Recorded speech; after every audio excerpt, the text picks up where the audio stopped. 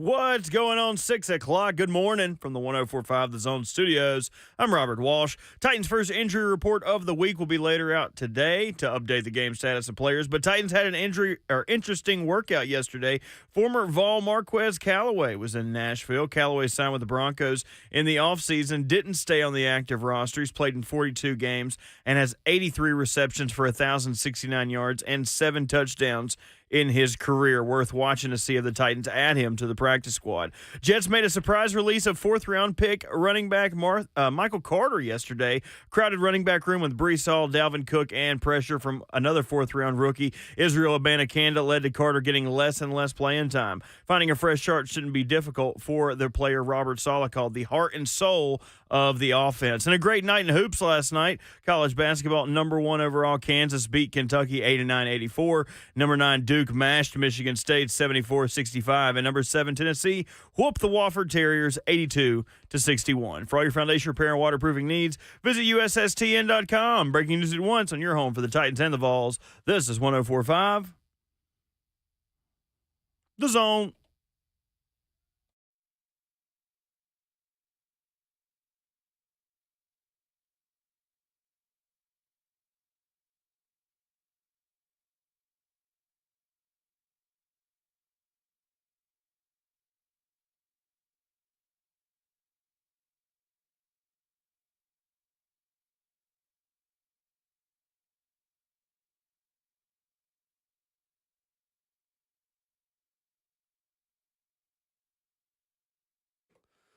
Off and running on a Wednesday morning edition of RKW. We are brewed by Athan Roast. We are caffeinated, opinionated, and ready to go for 4 hours. Kicking off your morning with Ramone Foster, Kayla Anderson, Robert Walsh behind the glass. My name is Will Bowling. Wednesday in the fall means Scout Meeting Wednesday here in the show. That means Rhett Bryan joins us at 9 o'clock this morning as we turn the page from a loss in the Sunshine State to what hopefully is a different one in the Sunshine State this upcoming Sunday against those Jacksonville Jaguars. Good morning, everyone. How are we doing? Good morning. Man, can I do it real quick? It's hump day. We midway there, man. Fast week so far. It has been. I was just Last thinking the 2 same weeks. thing. Last 2 weeks have been a blur, have they not? Yeah, because it's getting to be like Thanksgiving almost. Yeah. And then Christmas after that. So I feel like the holidays always speed up. Y'all know for Black Fridays now, it's technically not a weekend anymore or a day. It's a whole Really? month. Oh, it is. Yeah, It's you're a right. whole month. And I don't know how to feel about that because my wife is super excited about it. Is she And online it's- doing all the yeah, deals? it is. And she's responsible, I think, at least in a very first world way of doing this, okay? Mm-hmm. So when you have Amazon Prime, you get they basically charging you for ordering, right? That's essentially what it is. You get it however how quick they say they can. And I've tried to convince her as of late, like, it really doesn't matter, like, how many times you order. Like, it's still the same fee. But what she's doing as of late is just stockpiling her cart just to order it one time. And I'm like, you're not really saving the earth by doing this, okay? It's probably coming from 15 different warehouses anyway, but whatever makes you feel good feels good to me, okay? So it is what it is. Let her shine this time of year, dang it. This is her shine moment right here. Yeah. She's a late November baby, too, so it's her season, is what I'm telling you. It's her season. But this whole Black Friday month thing, I'm not okay with. It's a lot. It's a lot out of my pockets. It's a lot. Black Friday month. Yeah. Yeah. You hadn't seen the deals already? No. I Yeah. mean, I know there was another Prime Day, in the beginning of November, maybe. Yeah. Yeah, No, it's there still was. going on right now, Will. Huh. Yes, 100%. Feels like at some point every day is Prime Day. Yeah. Like, I know they have the extra deals. Like, what is it? It used to be once a year. Now I feel like there's a Prime Day every month. It's a lot. is. It's some type of cyber deal going on from Amazon. I mean, somebody got to pay that $100 billion, whatever they're paying. What is it? $4 billion from Amazon Prime on Thursday. When they give us terrible games, got to somewhat pay it. They've been, for the most part, they have been better this They year, have been better. I give you that. excluding last week. Well, tomorrow's the best Thursday game of the year so far. No. Who we got Thursday? How's Bengals, Bert Bills. feeling? Or not Bengals, Bills, Bengals, Ravens. right? I wonder Hey. how Bert's feeling about this one. He's shaking his head. Hey, we already walked in their trap and took over their trap, so this one's at the house. This one's at the This bank. one's at the house. This one's at the bank, Bert. We'll see what Danny and the Bro has to say on Friday. I know you talking about the dude that represents the team that's not in my top 7? Correct. Him? Okay, all right, just checking. I was just wondering if that was his squad. Correct. They're not in my top 7 Correct either. the mundo? Okay. Yeah, they're not in yours either? Browns All are, so I though. was just wondering, man. I was about to say something that was very pro-Raven. I will not say that. Never know what could be taken out of context on the show. Right? Please don't, because even though your bets have been good, I do boy. not need any context leaning left or right for this bad boy, all right? Just call it right down the middle. I don't need you to lean to any side. Just let you be. Just let you And we roll. should have known that the bets would go haywire sure. when the vouch, like the Sure. betting is kind of just like vouching on a smaller level. Yep. We should have known. And even though you have gone 4-2 in the last 2 weeks, I still don't feel comfortable giving you a vouch back. Okay. That's right. It got taken away.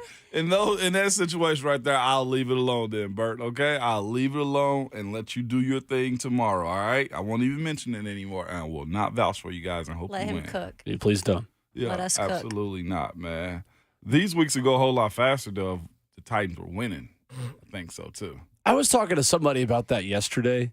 Yeah. When your team is losing this much, everyone in the building feels it. I don't think anyone, people understand it, but like you understand, obviously, as a fan, how much that impacts like just the feeling in the stadium and the lack of energy in the stadium, right? When you lose this many games and go 3-13 in your last 16, people, I think, need to realize just how much that affects genuinely from top to bottom, from, Burke Nihill all the way down to people that sweep the floors. Like it genuinely, everything in that building. When people talk about the importance of tanking and like, oh, I want my team to lose to get a draft pick, I don't think people understand like how much you have to build back up the culture of winning football games. Yeah. Because this team doesn't have it right now. No, Will, Yeah. it's a serious place to be. Like, it gets dark in the building. To your point, like, it gets dark in the building. Guys are not really into doing interviews as much. The conversation gets a little stale. And then you find yourself at times, depending on how strong your team is, there's a split on the have and the have-nots. And that might mean the defense is playing good and the offense is bad. So you get just a little bit of like, hey, man, y'all need to pull y'all stuff together. Or whenever you lose, you highlight everything, right? Certain D linemen, hey, certain linebackers, hey, the secondary or the offensive line. Like you start finger pointing a little bit because nobody has answers. And you think at the slightest somebody not giving 100% effort the way you do, it ruins it. It really does, man. Losing sucks. And there's not been much of it here. That's what's so crazy. It's an unknown for so many of those players that have been there for a minute. And even these new players that came in with the mindset that they were going to win games and it's not happening, right? And there is still a culture there, but it is definitely different from what I've seen the past several years under a Mike Vrabel team because they can't win. You're right, Ramone. I mean, you start to see it tear at the threads a little. Yeah, just a little bit. And that's what it's fascinating for people that want to see Vrabel gone, right? People that want to have that conversation of just being them out or tanking the season. Right. You tank the season, maybe it's not Vrabel's job on the line, but somebody's going to have to get finger pointed at. Either the OC, DC, or some people that's not doing the job well. So the idea of tanking means also more people get fired. 615-737-1045, the number this morning in the F&M Bank chat where you can comment, watch, interact with the show on Twitter, Facebook Live, YouTube, or Twitch. VFL and SC tweets us at Ramone Kayla Will and says, my wife's Amazon cart right there with you, Ramone, and it is a picture of Amazon.com cart saved for later. 598 items. Oh. I told you. Are there That's any intense. items left on Amazon that haven't been put in the cart? Whoa. I told you. That's a long Christmas list there. It gets serious, Kayla. I'm like, what are you saving all this stuff Right? for? If you guys want a fun algorithm to follow on social media, go get in the algorithm of like cool Amazon finds. Okay. And there are so many items on the internet that you never knew you needed that are outstanding. Really? Like a Ooh. little like handheld grill. Okay. for like colleges where you can just like plug it in. It's like a little handheld for like George Foreman grill to like make like a single patty of meat. That might be good for Christmas. I like doing different things for my folks and everything. So new ideas always welcomed. I saw on there last night somebody had a basically a grill about the size of my laptop, but it was a propane gas tank with one of the little campfire canisters. I was like, all right, that actually might be good right there for somebody that needed it. It was small, man, and it was a flame grill. That's crazy. Yeah, I love anything mini. Is it? Yeah. Yeah. Okay. Those things are, I feel like there are a lot of things. 6:05 in the morning. It's 6:10. There are a lot of things that were made for camping that people like me who don't camp have now co-opted to become the biggest first world items just in your home. In your home? Yeah. A buy for us, because my wife does iron still, like the boys' pants and stuff. Good for occasionally. We've been looking at like an oversized pressing iron, because each iron she has like burned out, or like the metal in it heats up, and like the one we got now is leaking water. So it's like, why don't you get one of those That's a staple. presses? Yeah, one of those Leaking presses. water. So it was something that was looked at too. How about a Just steamer? Weird stuff. It's essentially a steamer press iron. I'm like, she actually does iron. It's fancy. That is the thing in life that I'm worst at, and I'm bad at a lot of things. It's what? I am bad Ironing. at folding clothes and keeping them not wrinkled. Yeah. Like atrocious. And I'm bad at golf. I mean, I cannot do a lot of things. I'm not really a smart person, but especially in folding clothes, it's like I've never seen a cloth in my life. Genuinely. It's unfortunate that we haven't added a way to, like, we have all of these newfangled inventions, Sure. right? That's right. Like, we got bidets, we've got Brita filters, we've got everything, but there's not a way to fold your laundry immediately right after the dryer. So true. That's a great point. So why shouldn't there be a box that you can just put in the clothes and then it goes and it just I think I love Shoots that out. noise, by the way. I think the range of motion would be too much. I don't know. You would think that they would have one of those things they use at department stores, like you fold one side, fold this side, it's over with. That's all I need. It's 4 more folds than I do. There is an item out there that you can use, but here's the thing: you have to hover over it to actually set your clothes in and actually fold it for It's you. too much too. time. It's too much time. I remember when I was working at a sports-related department store that will remain nameless when I was in college. I was folding clothes because when you work on the front end of the front register, part of your job is when there are returns and it's slow, you start folding the clothes and then put them on a cart to put them back where they're supposed to go. Yeah. And this girl who was such a tryhard walked up to me after I was folding some of these clothes and was like, "Those folds are not very tight. Those aren't very good." And I was like, "This just in from Kelly in footwear." Like, yeah, no crap. She took pride in that, Will. That I was was like, her then you everything. do it. You're take away work from me. That's fine. Right? We're not here to get a grade. We're all making the same wage, regardless of whether or not our folds are good enough. So make like Ben and fold it yourself. Ben folds. There you go. She's Will. like, that's a D, Will. Okay, I do have an update for you guys. There is a machine called a Foldy Mate. Costs about $900 that you can dump your things into it, and it will fold it for you. So if anyone needs me during the break, I'll be making a GoFundMe to afford one. Yeah. 615-737-1045, the number coming up this morning. Scout Meeting Wednesday in hour 2 at 7:20. Mike Wilson of the Knoxville News Sentinel talks Vols with us at 8:20. Rhett Bryan of Titans Radio at 9. Plus Inky Johnson to finish off the show. 4 hours, it'll go by fast.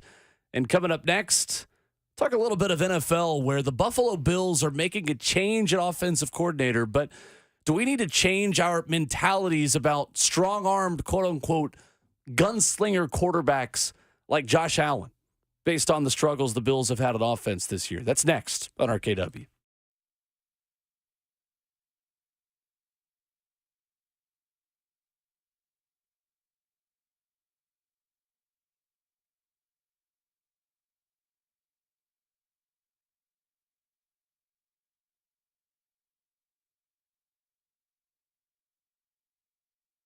Hey, Nashville, you've been hearing me talk about Zen Sports, the new sports betting app exclusively in Tennessee the last few months, and I'm excited to share with you some big news. Now, when you sign up for a Zen Sport account, you will receive up to $1,000 no danger first wager. That's right. When you place a first bet in Zen Sports, you will be reimbursed for the amount of your bet up to $1,000 if that bet loses, okay? And there's even more good news. Zen Sports is rolling out its brand new VIP rewards program. This new VIP rewards program will allow top-tier customers to earn more bonuses, comps, and perks. The VIP program is by invite only, so if you feel that your Zen Sports play qualifies for VIP consideration, please check out the program details and apply at zensports.com/VIP. No other sports book will offer you a premier sports betting experience with 24/7 top-tier customer support and faster withdrawals like Zen Sport does. So what are you waiting for? Get going and download their app at zensports.com today. Zen Sports betting just got better. But if you have a gambling problem, call 1-800-889-9789. Terms and conditions apply. You must be 21 years or older and present in Tennessee to bet.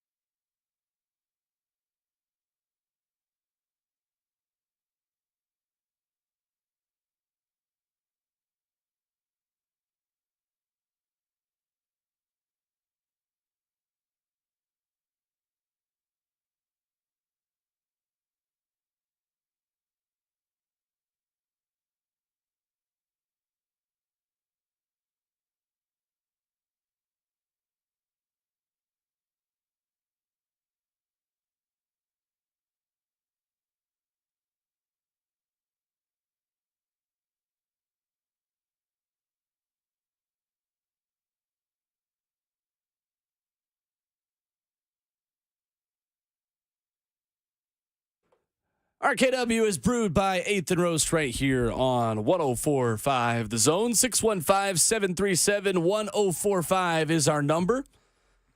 Coming up in hour number 2 this morning, Ramone Foster takes us into the film room, breaking down the pesky Jacksonville Jaguars. I do feel like every time the Titans play Jacksonville, I have this PSA twice a year. I feel like I need to remind people that it is Jaguars, not Jaguars. Thank you. Yeah. I made that mistake for long enough.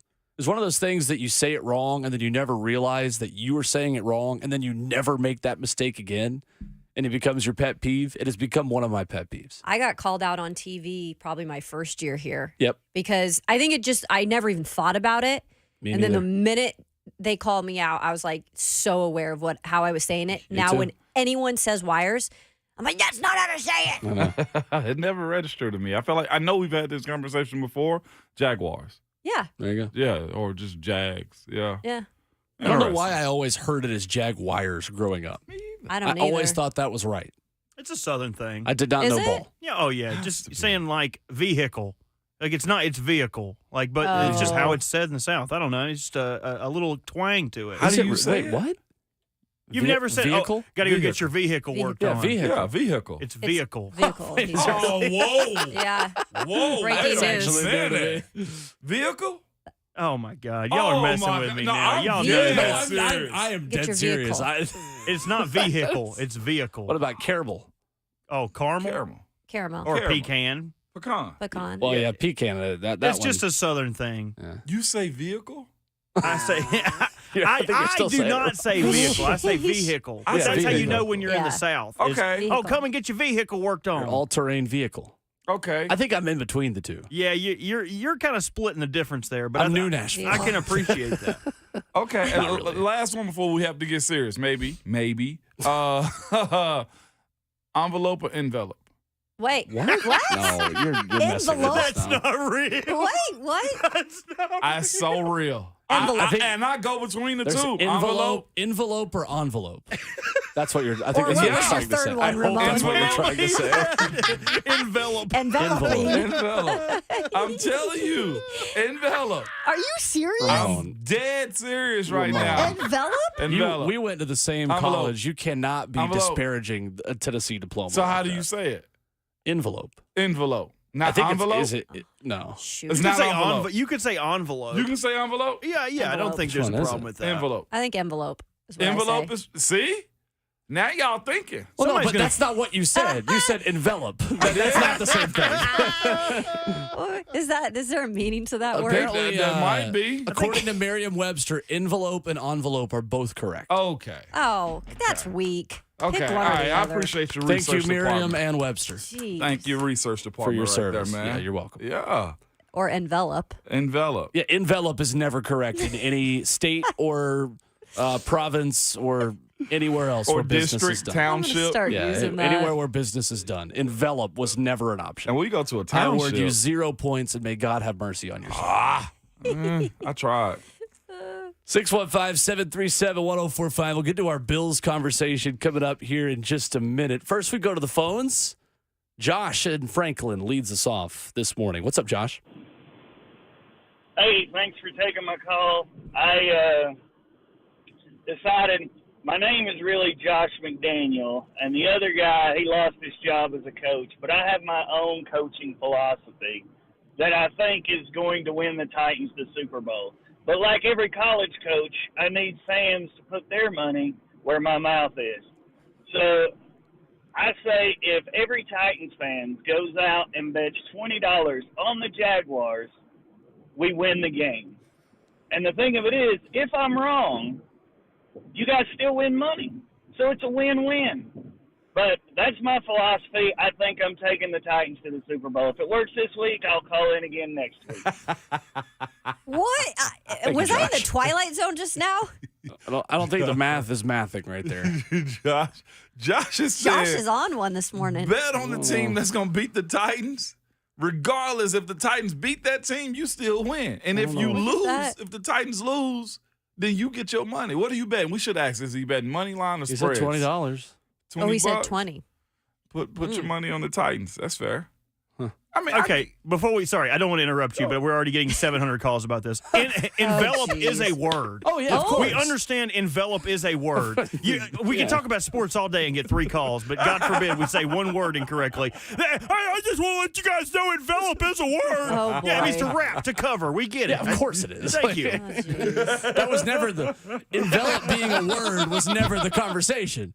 I answered 3 calls. Saying, hey, I need to put a thank you note in the mail. Can you hand me an envelope? That is what we're saying is not the case. I might say that, okay? Hey, can you go to the store and get some envelopes? I've got to hand out some wedding invitations. I need to envelop this letter. Maybe that would. There we go. There you go. How dumb do people think? Well, I don't know. We're dumb enough to say don't ask that envelope is question if you don't envelope. answer. I do. English. I admit, though, I think I did say, is envelop a word? Yeah. Oh. Isn't So- that- It's Hey, it's Kayla's a fault. word. It's your fault all these people are calling me. Kayla? Bring it on, baby.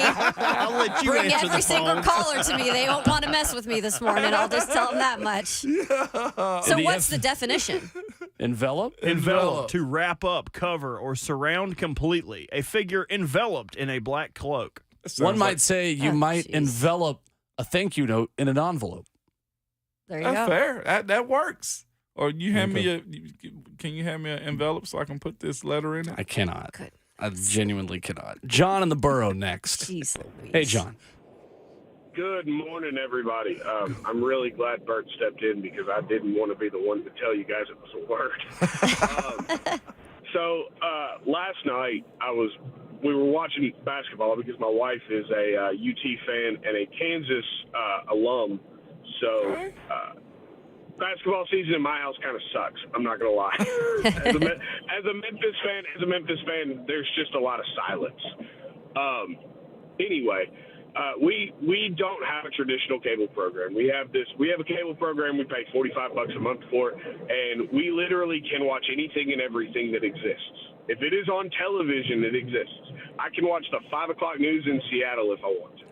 Whoa. It's all live. It's great. It's wonderful. I get all the ESPNs, all the pay-per-views, all the HBOs, Cinemaxes, everything. That's nuts. Yep, I even get British channels, so it's kind of great.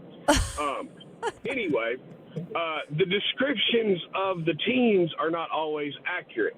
So last night when UT was playing Wofford, it was Knoxville State versus Wofford. And I will now be referring to UT as Knoxville State. Anyway, you guys have a great day. Don't be a male appendage today. Have a wonderful day. That's John, the Tiger High fan, talking about Knoxville State.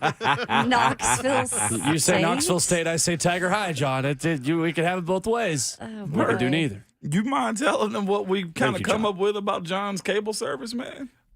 I think it's illegal. I think it's illegal. That as sounds hell. it. I Absolutely can illegal watch as hell. anything that's There on it is. television ever. That sounds like a wire. I'm watching afternoon news from L.A. John, that sounds illegal as hell, my brother. I'm going to be real with you. $45, he said. And when they typing in who they think the team is, like Knoxville State, Yeah. it's probably. Sounds a little bootleg. John, the FBI Definitely just called illegal. asking for your number. We're going to have to pass it along. Ladies and gentlemen, we got him. We got We got him. God, that sounds Yeah, in so the chat, somebody illegal. already said, my Yep. guy just said on radio that he pirates content. Yeah. That's crazy. Hey, Yeah. snitches get stitches, YouTube. What are you doing? Let John live. John's a longtime listener and is far from a first-time caller. Right. You chill on our guy. Let John cook. Let John cook. Honestly. $45 $45. every channel. I wonder what they call Alabama. Goodness. Yeah, we're going to have people calling Right? us. Y'all got any of them? Any of them Seattle TV stations? Yeah, Kayla, you never have to miss anything I on was the going to West say, I could Coast. watch my friends do the news Yeah, over there. There you exactly. go. What the hell is going on? Those things you keep to yourself, John. That was pretty funny. I know people that's had that too. They try to convince me to get it. Oh, really? Yeah. So it is a thing. It's real, I think, but I never said out loud. Well, That maybe is so now funny. former Bills offensive coordinator Ken Dorsey can pirate content from Buffalo because he's probably not there anymore. No, he's not. After being given his envelope with a pink slip, enveloped in a bad performance Yeah. on Monday Night Football against the Denver Broncos. It all Close comes bad full circle in the He's envelope. now been enveloped by unemployment. Exactly. It's a little bit harsh and ridiculous. But We're just going to let it roll. What happened to the Bills? It's a nuanced question, obviously. Third best EPA statistically when you look at analytics that give value to every play in NFL football. Analytics love their offense. Yardage-wise, their offense is near the top in the NFL. 14 turnovers in the last 6 games and 10 first-quarter points in the last 6 games. Ken Dorsey was the scapegoat. Should he have been? He was a scapegoat, Will. He was. Yesterday, what happened to the Bills this season is what I said, and one of my 4 that I had yesterday is what the Titans need to do to get a rebuild, right? They have the quarterback, right? They have a good offensive line. They got everything you need, but you know what they also did? They chased. They did everything they possibly could to get to this point right now. And this is one of my things right here. I put down, and I've seen this happen before. I said, establish a brand and never be held hostage. They are held hostage by the chasing of that ring right now. Sure. They went and got Von Miller. They traded for Stephon Diggs. They rearranged guys around. They're chasing, trying to get running backs. They're chasing, trying to, where is their number 2 wide receiver? What is his name real quick? Gabriel Davis. Gabe Davis ain't incorporating that offense the way you think he should be at times. They went out and got more and more guys. Okay, you got Dawson Knox. You also get Dalton Kincaid. So where is your offensive scheme at? When they're chasing this Super Bowl ring and being held hostage by the fact that they got Josh Allen. You got to let this thing come to you. The reason they're feeling that, Will, is going to be because that cap is going to hit them, right? Josh Allen hears every year through the national media, we gotta, this is it, MVP. Sure. They're being held hostage right now by what they think they should be doing, by spending money on players, hoping that Josh Allen can make it happen. He's also forcibly trying to make it happen, too. Look at the passes that he's throwing in games.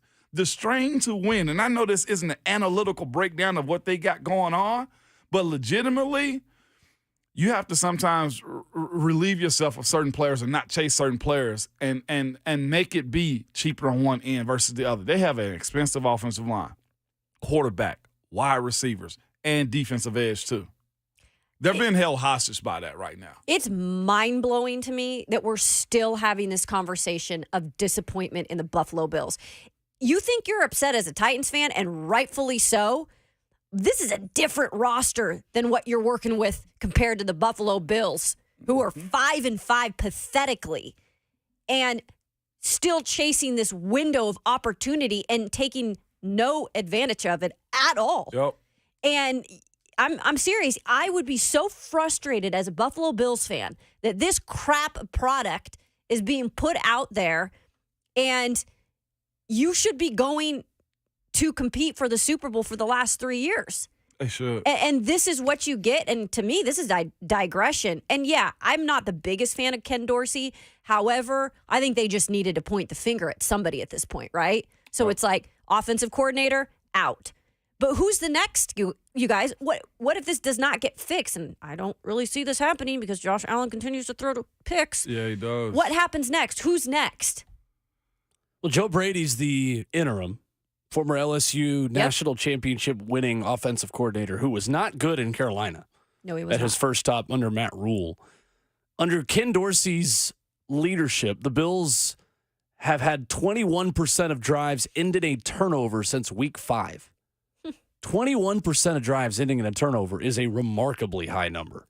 That's obviously last in the NFL. 12% ended in a turnover through the first 4 games. I think, guys, this is a cautionary tale. We spoke yesterday about what the Titans can learn from contenders.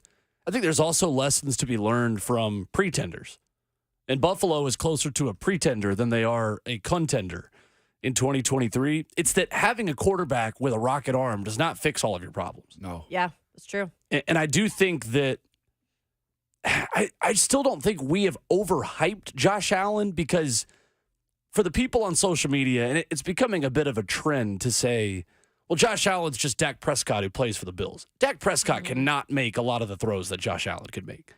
Dak Prescott's a good athlete. Dak Prescott is not rolling over defenders and hurdling defenders in open space like Josh Allen is consistently doing. I think we can't let the pendulum swing too far now in the opposite direction. Right.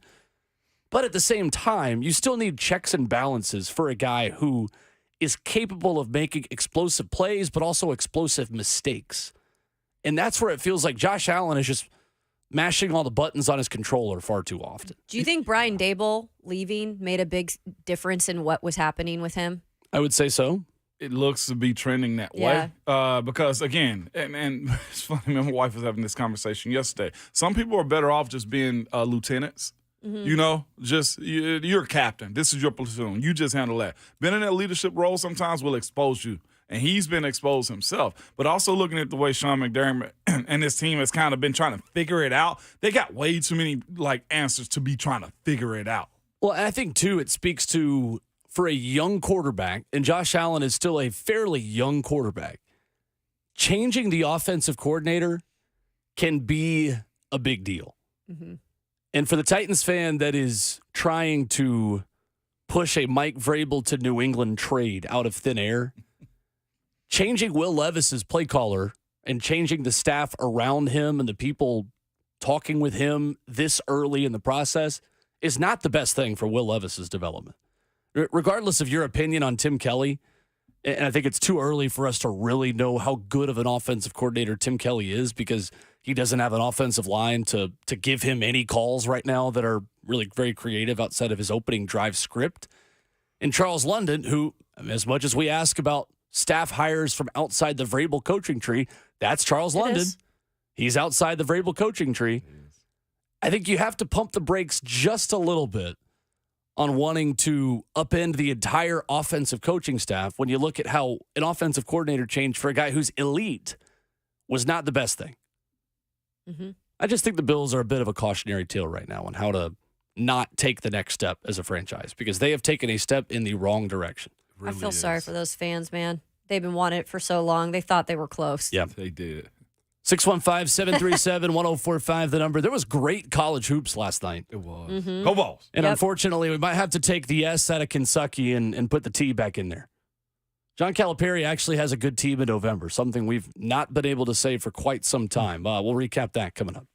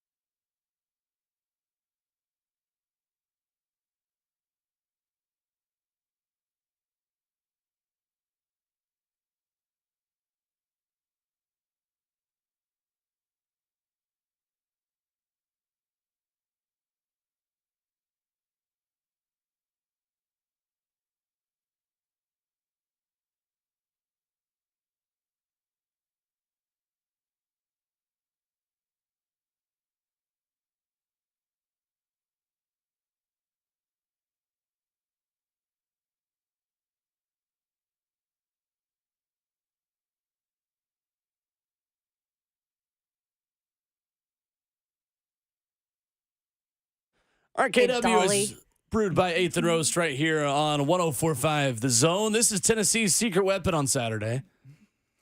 When you give up 200 yards rushing and 100 more receiving to a running back from Missouri, you pull out all the stops to play Georgia. Right? And these are the stops. These are the Dolly stops. Parton Man, in the house on Saturday. Hopefully she'll be performing with the pride. Who's to say? amazing. We'll Tell see. you I what, hope so. if we end up losing, nobody better not meme Dolly. Okay, I will find you. Yeah. That's what I'm telling you. You have Win a or very lose. particular set of skills. I know people. That's what we're gonna tell them. College hoops was good last night. I know they lost, but Kansas, Kentucky was a good game. I think Kentucky's going to actually be better this year than they have been the past few years. Mm-hmm. Jayhawks were down 14 with 16:21 to play. I turned the game off at that point.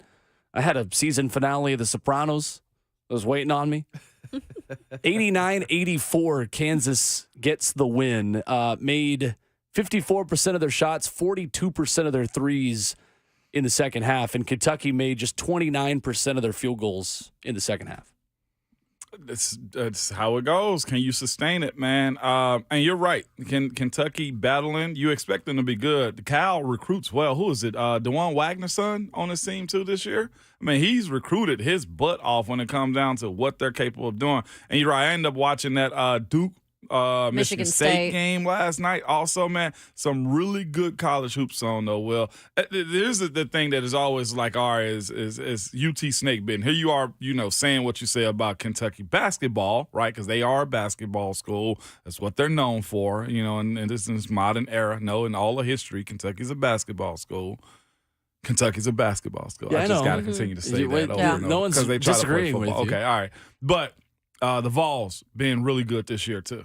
You're just thinking to yourself, like, they're going to be battle tested against a team like Kentucky. Well, that's always going to be the case. And you got to love that, too, because to be good, you got to beat good teams like that Michigan State Duke game last night. Well, and that's the thing. Like, some of these teams are playing a big chunk of ranked opponents straight out of the gate. That's what I love about college basketball right now is it turned a lot more into that, like where you're going to see some of these marquee matchups early on, which the teams are different, right? You look at a team early on, it could be completely different from the end result where you see maybe another matchup like that. And so, like last night, Will was saying all these games, and I did watch some of KU. KU, top team in the country right now. Yes.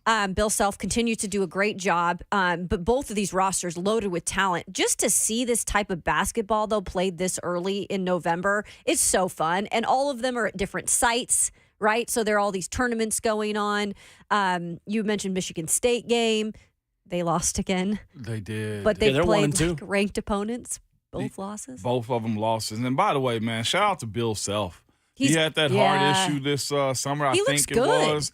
And good for him, man. I enjoy seeing these legendary guys stick around like that. I'm glad he got his health together. There is a golden generation of college basketball coaches that has started to include, obviously, Roy Williams and Coach K calling it quits. But in that, you have Bill Self.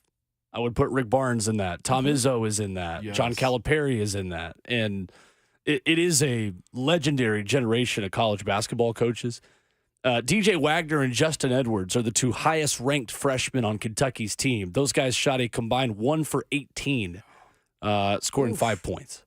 So, again, a lot of the returners are the guys who are making the noise early for Kentucky, but they fall late to Kansas and a late comeback. Hunter Dickinson, the Michigan transfer, is just unbelievable. He is so good. Unbelievable. And Michigan has started the year really well as well. Olivier Kamwa, former Tennessee player, is lighting it up for them Is he really? so far. Yeah, he I is. forgot he was He's up at there. Michigan? Yep. I thought he was going to Colorado. Last thing I saw, he was. I hadn't even catch up. Colorado's good too. Yeah, they're good too. See what I'm Yeah. saying? Wow, good man. And also Patino being at St. John's. Y'all think he Forgot pulls that about out that. right there too? I think he's going to we'll build see. something. He's We'll done it see. everywhere Yeah, I he's ever think he's- been. Why would he not? Right? That's what I'm saying. Like him or not. To your point about those old calls, I know he has his history, but that joker can coach his butt off, man. Patino is a guy that I just keep expecting to pop up in On The an Sopranos? episode of The Sopranos. Yeah, Sopranos. True too. Is it Sopranos? Right. Sopranos. Okay. I think It's another one of those Sopranos. it's Sopranos. I think. Tennessee got the Yeah. win last night over Wofford. Did not cover against the team picked 8th in the SoCon. Wofford, a team you look at and think, oh, they should be pretty good. They should be a contender in the Southern Conference. Not necessarily that good this year.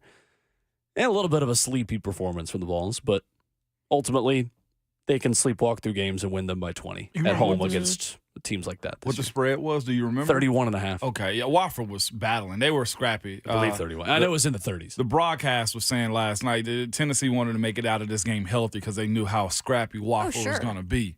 And Tennessee, Dalton Knecht, that joker is a scorer. Mm-hmm. He's a shooter. And not just that, who was the young freshman came off Gainey came off the bench last night. Jordan Gainey's been outstanding. Jordan Gainey came off the bench. And I think just watching them do work, man, was insanely good. Who was it? Cameron Carr came off the bench last night, too, and just, all right, I'm taking a 3. And just bucket it, too. So that's a nice squad and good on Barnes to allowing those guys to just be themselves. As long as they play defense, I heard is his philosophy. Yeah, the injuries have been the issue for Kentucky so far. And Sully just put it in the F&M Bank chat. It is true that they're missing 3 of their rotation guys right now, including one of their most highly ranked players. So, again, it's November college basketball. There's a lot left to be decided, and I think Tennessee fans learned last year that you can sleepwalk through a lot of conference play and then be 1 win away from an Elite Eight pretty quickly, obviously. But Tennessee is taking care of business and looking like it's supposed to, which is the best team in the SEC. And by the way, the Association NBA had their incentivized in-season tournament start last night, too. NBA, that's right. It was crazy. I forgot about that. Explain it to me like I'm 5. Draymond Green choked out Rudy Gobert. I did see that. That's all Klay you Thompson need to know. got kicked out too. He got his jersey Which is ripped. the worst because he At didn't even 0-0. do anything. I love Klay. Get him back in the game. He didn't even do anything. Like Draymond's over there got like a rest hold on, brother. Like, come on, say uncle. Usually 0-0 fights only happen in the Southern Professional Hockey League on Guaranteed Fight Night when you're watching the Knoxville Ice Bears. 615-737-1045, the number. Coming up, college football playoff rankings out yesterday, and a reason why Tennessee's loss to Missouri is even more disappointing. Details of that coming up next.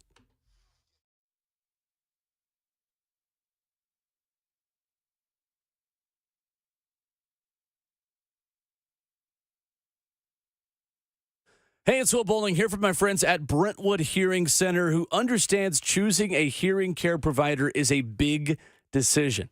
And Brentwood Hearing Center's number one priority is delivering exceptional patient care.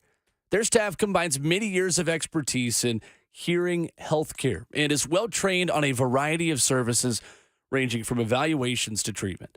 And Brentwood Hearing Center believes great care includes establishing great relationships with their patients. You're not just going to get the best technology on the market for yourself, for a family member who's not hearing as well in crowded environments. You're also going to get regular follow-ups, appointments that not only get you hearing your best, but keep you hearing your best over a long period of time. Over 30 years, one home. Proudly serving Brentwood from the same location for more than 30 years. Give them a call at 615-377-0420 or visit them online where you can schedule an appointment at BrentwoodHearingCenter.com. That's 615-377-0420. Brentwood Hearing Center, better hearing, better life.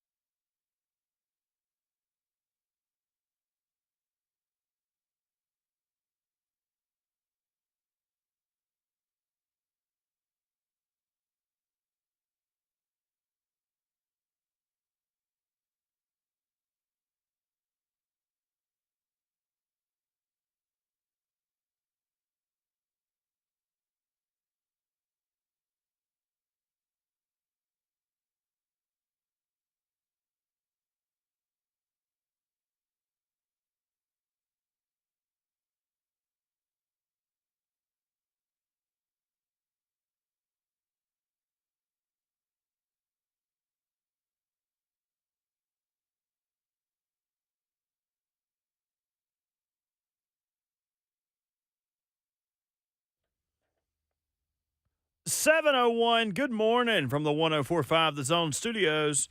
I'm Robert Walsh. Titans' first injury report of the week will be out later today to update the game status of players, but the Titans had an interesting workout yesterday, bringing in former Vol Marquez Callaway.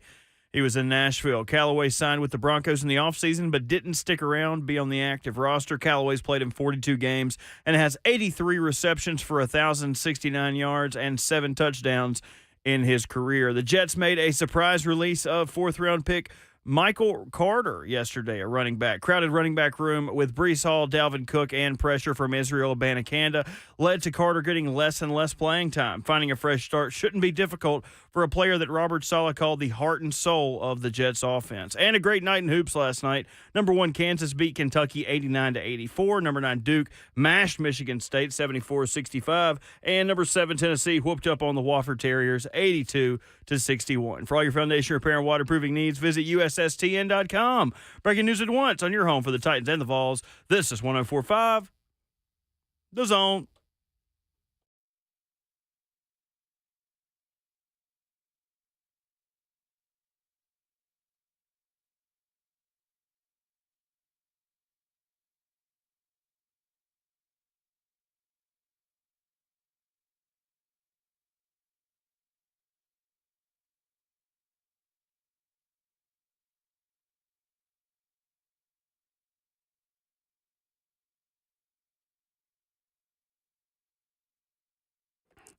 Seven a.m. in Nashville on a beautiful Wednesday morning. Welcome in to RKW, brewed by Athan Roast, with 3 locations on 8th Avenue, Charlotte, and at the Broadview in Vanderbilt, plus the airport as well. Athan Roast Coffee cultivates community by the cup, and you can find your favorite retail bag in every local Kroger and Whole Foods as well. It's a beautiful morning in Nashville because you woke up in Nashville. But if you're watching in the F&N Bank chat, maybe you're abroad, just meaning that you're somewhere else in the United States. We still love you. We appreciate you, but we're sorry you didn't wake up in Nashville this morning. That's very true. You can join us at 615-737-1045, streaming live on 104.5 The Zone TV, in the F&N Bank chat, where you can join the conversation on Facebook Live, YouTube, Twitter, or Twitch. Twitch, please. And if you don't, we'll put you in a chokehold like Draymond Green. Ramone Foster, Kayla Anderson, Robert Walsh, our producer. I'm Will Bowling, and we've got college football playoff rankings, unsurprisingly, with a new number 1. Welcome, Georgia, to number 1. There we Work go. them ways up, man. Them jokers are solid right now. No other way around it. They got a good squad.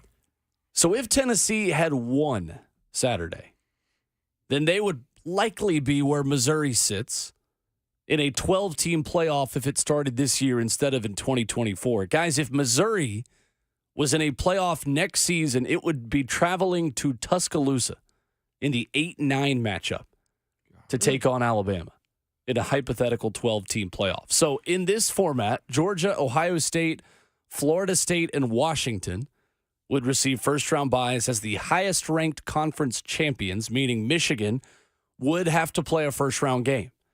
And that would be against Tulane in the first round. Interesting. So it'd be Tulane at Michigan in that would be what, the 5-12 matchup. Mm-hmm. The 6-11 would be spicy. What's, Oregon State oh, would man. be the Rivals. 6-11 matchup, which would be interesting. Mm-hmm.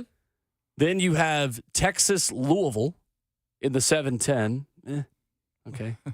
I actually okay. like, yeah, that's what it's okay. That game would start as at least a 7.5-point spread in favor of Texas. Let's not get crazy. And then you would have Alabama, Missouri in the 8-9 matchup. This is what we talked about earlier in the season, guys, when we talk about, yes, the 12-team playoff gives you more meaningful games, right? Tennessee, Missouri would have been a much more meaningful game on Saturday because that game essentially would have been a playoff play-in game, perhaps, for both teams. But you can't watch that game and tell me that Missouri fixes over time is that seeds, 6 through 12, are legitimate national championship contenders, but ultimately, we're just going to get the same top 4. We are. It's just one more game that one or two of them might have to play to get you to that point, but it essentially is what it is. Now, what has to be factored in also, too, Will, is that extended amount of time that they got to play with the playoffs. How long of a breakup will it be from the end of the season to tournament play? That's going to have to play an effect on it. Also, injuries also. You know, the national championship game, well, they got one and then the national championship game. Now, they may end up having two, then the national championship game after that. Who gets injured? What guys decide to preserve themselves? Will it actually incentivize guys to stay longer in college instead of say, hey, yeah, I'm declaring for the draft and I'm going to go ahead and start training? All these conversations have to happen over this time, but it does engage the guys a little bit more than I think we have seen in years past. I just look at the idea that somebody has a phantom hamstring on in one of these highly contested games now because they are, since they're the playoffs, making it to the championship. That's the only other X factor I can think of for it. Yeah, and look, there can be some upsets. We've seen it before in high bowl games, right? Back in the day. I just keep remembering the Boise State game when they upset Oklahoma. That one sticks out to me. It can happen, right? This will be, though, home field advantage, I believe, for first rounds, Correct. right? At the places of these teams that got first round buys or whatever, which will be really cool. It's another element to it because we talk about home field advantage all the time on this show, and especially how much it is used nowadays in college football. It's such an advantage. Well, it's going to be a real advantage too, and that's what's going to make these upsets a little bit more difficult than if it were to be on a neutral field. But I like what you said about the players actually playing. Because the biggest thing that we've seen in bowl games, even the big bowl games, unless you're in the college football playoff, guys, a lot of these players are opting out. Yep. And I know it makes for, people who are going to the games, they're not really seeing the football that they wanted to see because half the roster is out. And I'm being, over-exaggerating. But in this situation, at least you're going to get a big chunk of these games where I would think a majority of the players, they're going to play. And a lot of them are already coming back anyway because of NIL. We've seen it with some of the quarterbacks who have told their universities they're coming back. So this is exciting, guys. I can't wait. I almost just want to get this one over with. Yeah. Like, put the 4 in and let's go. I'm ready. It's going to be highly contested and talked about and controversial, too. So like a team like Tulane. Okay, now we get an opportunity to see. Yeah. Those teams that got left out, JMU, another squad, right? James Madison. All right. Let's see what the differences look like. I'm interested in that side of it, though. It is interesting, too, when you talk about Michigan and Ohio State both being ranked ahead of Washington right now. And in the scenario where a one-loss non-conference champion is ranked worse than a conference champion or ranked better than a conference champion, that is an important distinction because the loser of Michigan-Ohio State at one loss could still be ranked ahead of an undefeated Washington. Yep.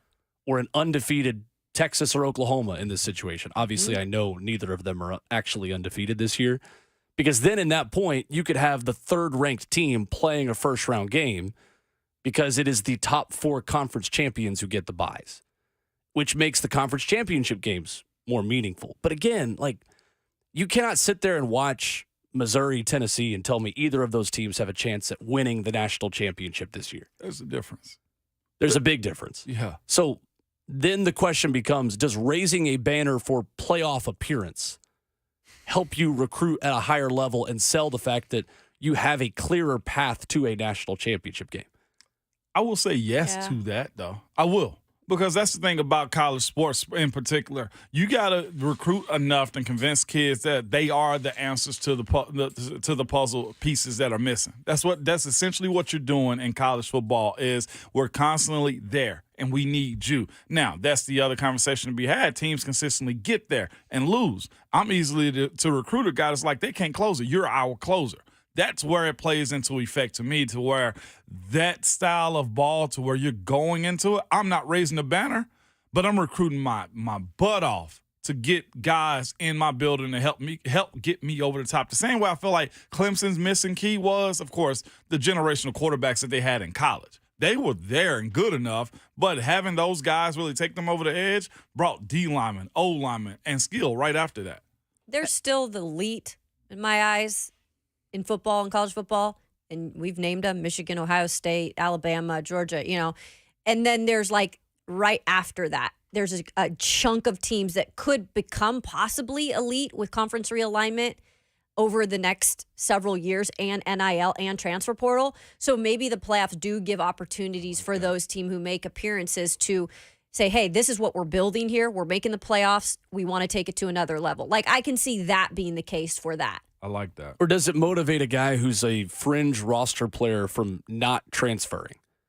Because if you're a guy on Tennessee's team last year playing wide receiver, it was well documented. Jimmy Callaway, Jimmy Holiday, and Walker Merrill, the local kid from Brentwood High School, transfer out. They're not getting a lot of opportunities. You certainly don't blame any of them. They weren't able to get a lot of snaps last year. But if you make the playoff and you can convince yourself that you have a legitimate chance of playing in the playoff by staying where you are, does that motivate you to stay where you are? I don't know the answer to that. I think what these teams now hope is that you're able to sell that aspect to re-recruit your own roster and say, look, if you want to play in the playoff, regardless of whether or not we have an actual chance of winning a national championship, you stay here. I think the other element of that is Kirk Herbstreit talks about this on College Game Day this past Saturday. When that first playoff ranking comes out, we can all talk about how meaningless it is for these mid-season playoff updates. I don't think it's meaningless to players in those buildings because you get games like Tennessee, South Carolina 2022 once there's a 1 next year name, once there's a 3 next year name, once there's a 5 next year name. And we're literally documenting, okay, a win here gets you above this line and into the hypothetical playoff right now. I think it does really turn the heat up a little bit on those contending teams. So if you have more contending teams, the hypothetical would be you have more teams who are feeling the pressure a little bit and might slip up against South Carolina, a Mississippi State, a team that's far on the outside looking in, but is now playing teams that have added anxiety in November that would not have had that anxiety before. That's where I think college football could get interesting, is then you've got 20 teams who have a chance in November versus 6, 7. Interesting, but fun hypothetical to play when the rankings come out. That's my favorite part about it this year is we just get a clearer look at what 2024 looks like. We watched it in the building. To your point, Yeah, of course. we watch all those rankings. We Yeah. did. It matters. Yep. 615-737-1045, the number. Coming up, it is time for Scout Meeting Wednesday as the Titans visit those pesky Jacksonville Jaguars who got their bells rung over the weekend against the San Francisco 49ers. Are they closer to a pretender or a contender? Ramone Foster takes us in the film room. Coming up next.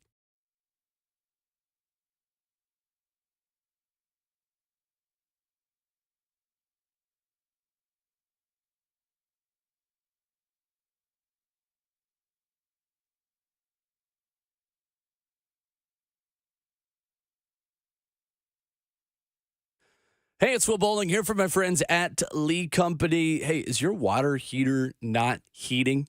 Maybe your sink is leaking, the drain is clogged. Well, available 24/7, 365. Our expert friends at Lee Company, they've got you covered for all of your plumbing needs.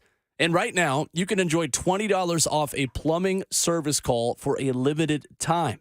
And all you got to do is call them, 615-567-1000, or go to leecompany.com for an appointment to take care of your home's plumbing from top to bottom. And look, calling that number is much simpler than trying to make this a do-it-yourself project. Anytime something is not 100% working the way that it's supposed to, odds are half the time when we try to do it ourselves, we just make the problem worse. So enjoy $20 off a plumbing service call for a limited time. Lee Company, they're going to take care of it for you at 615-567-1000 or online at leecompany.com. Again, $20 off your next plumbing service call at leecompany.com. That's Lee Company, all you need.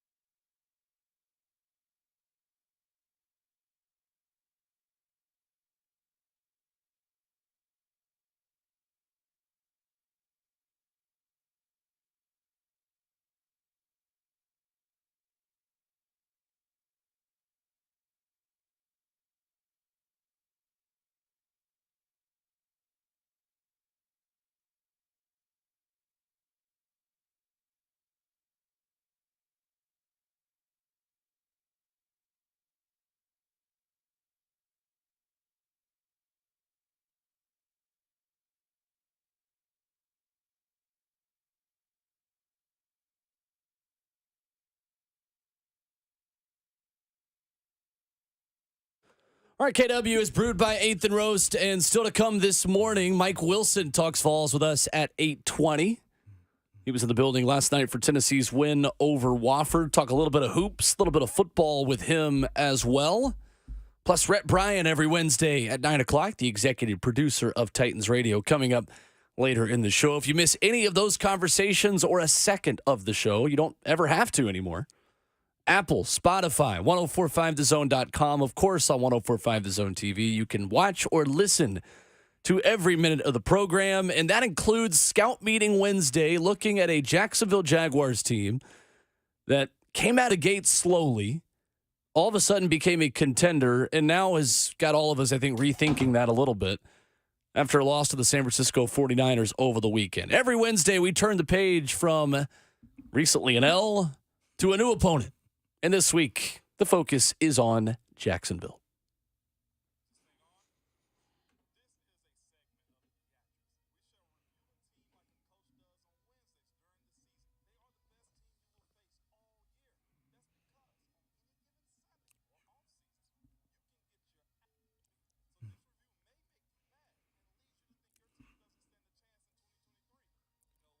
Good. Ramone Foster takes us inside the film room every Wednesday morning.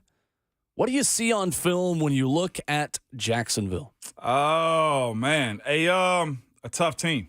That's what you're getting. You're going to get a team that's very confident in itself, how they play ball, their expectation. The culture now has completely changed from what you're used to seeing with them, and a playmaker in this quarterback that they have, man. Trevor Lawrence, solid. Let's start off real quick, man. 6-3 on the season. They got blown out last week bad. Only 3 points scored last week, and they got smothered by San Francisco. San Francisco, if I'm not mistaken, had everybody available to them last week also. If I'm not mistaken, Trent Williams was back. We saw Kittle.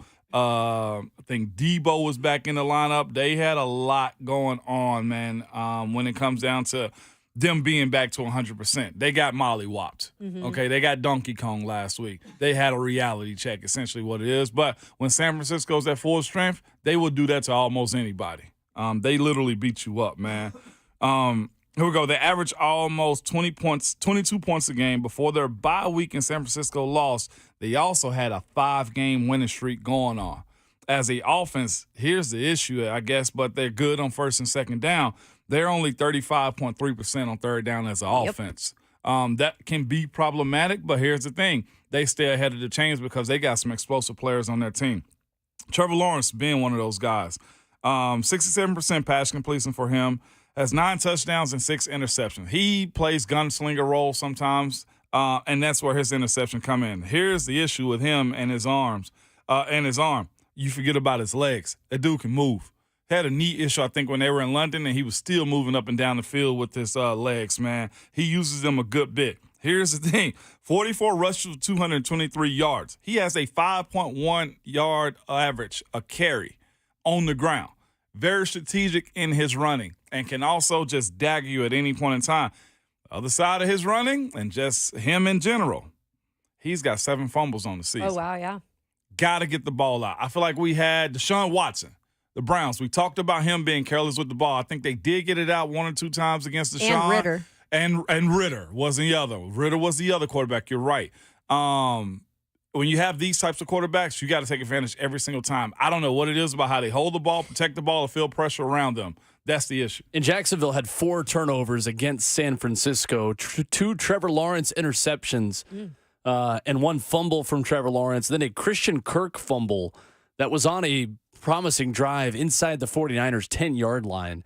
The 92-yard fumble return was called back by penalty, but that was their issue against San Francisco is this defense has been excellent in forcing turnovers. Right. So it's covered up the fact that their offense has been giving away the football quite a bit. Jags actually committed 8 turnovers during their 5-game winning streak, but the defense in that time created 12 turnovers. Sure.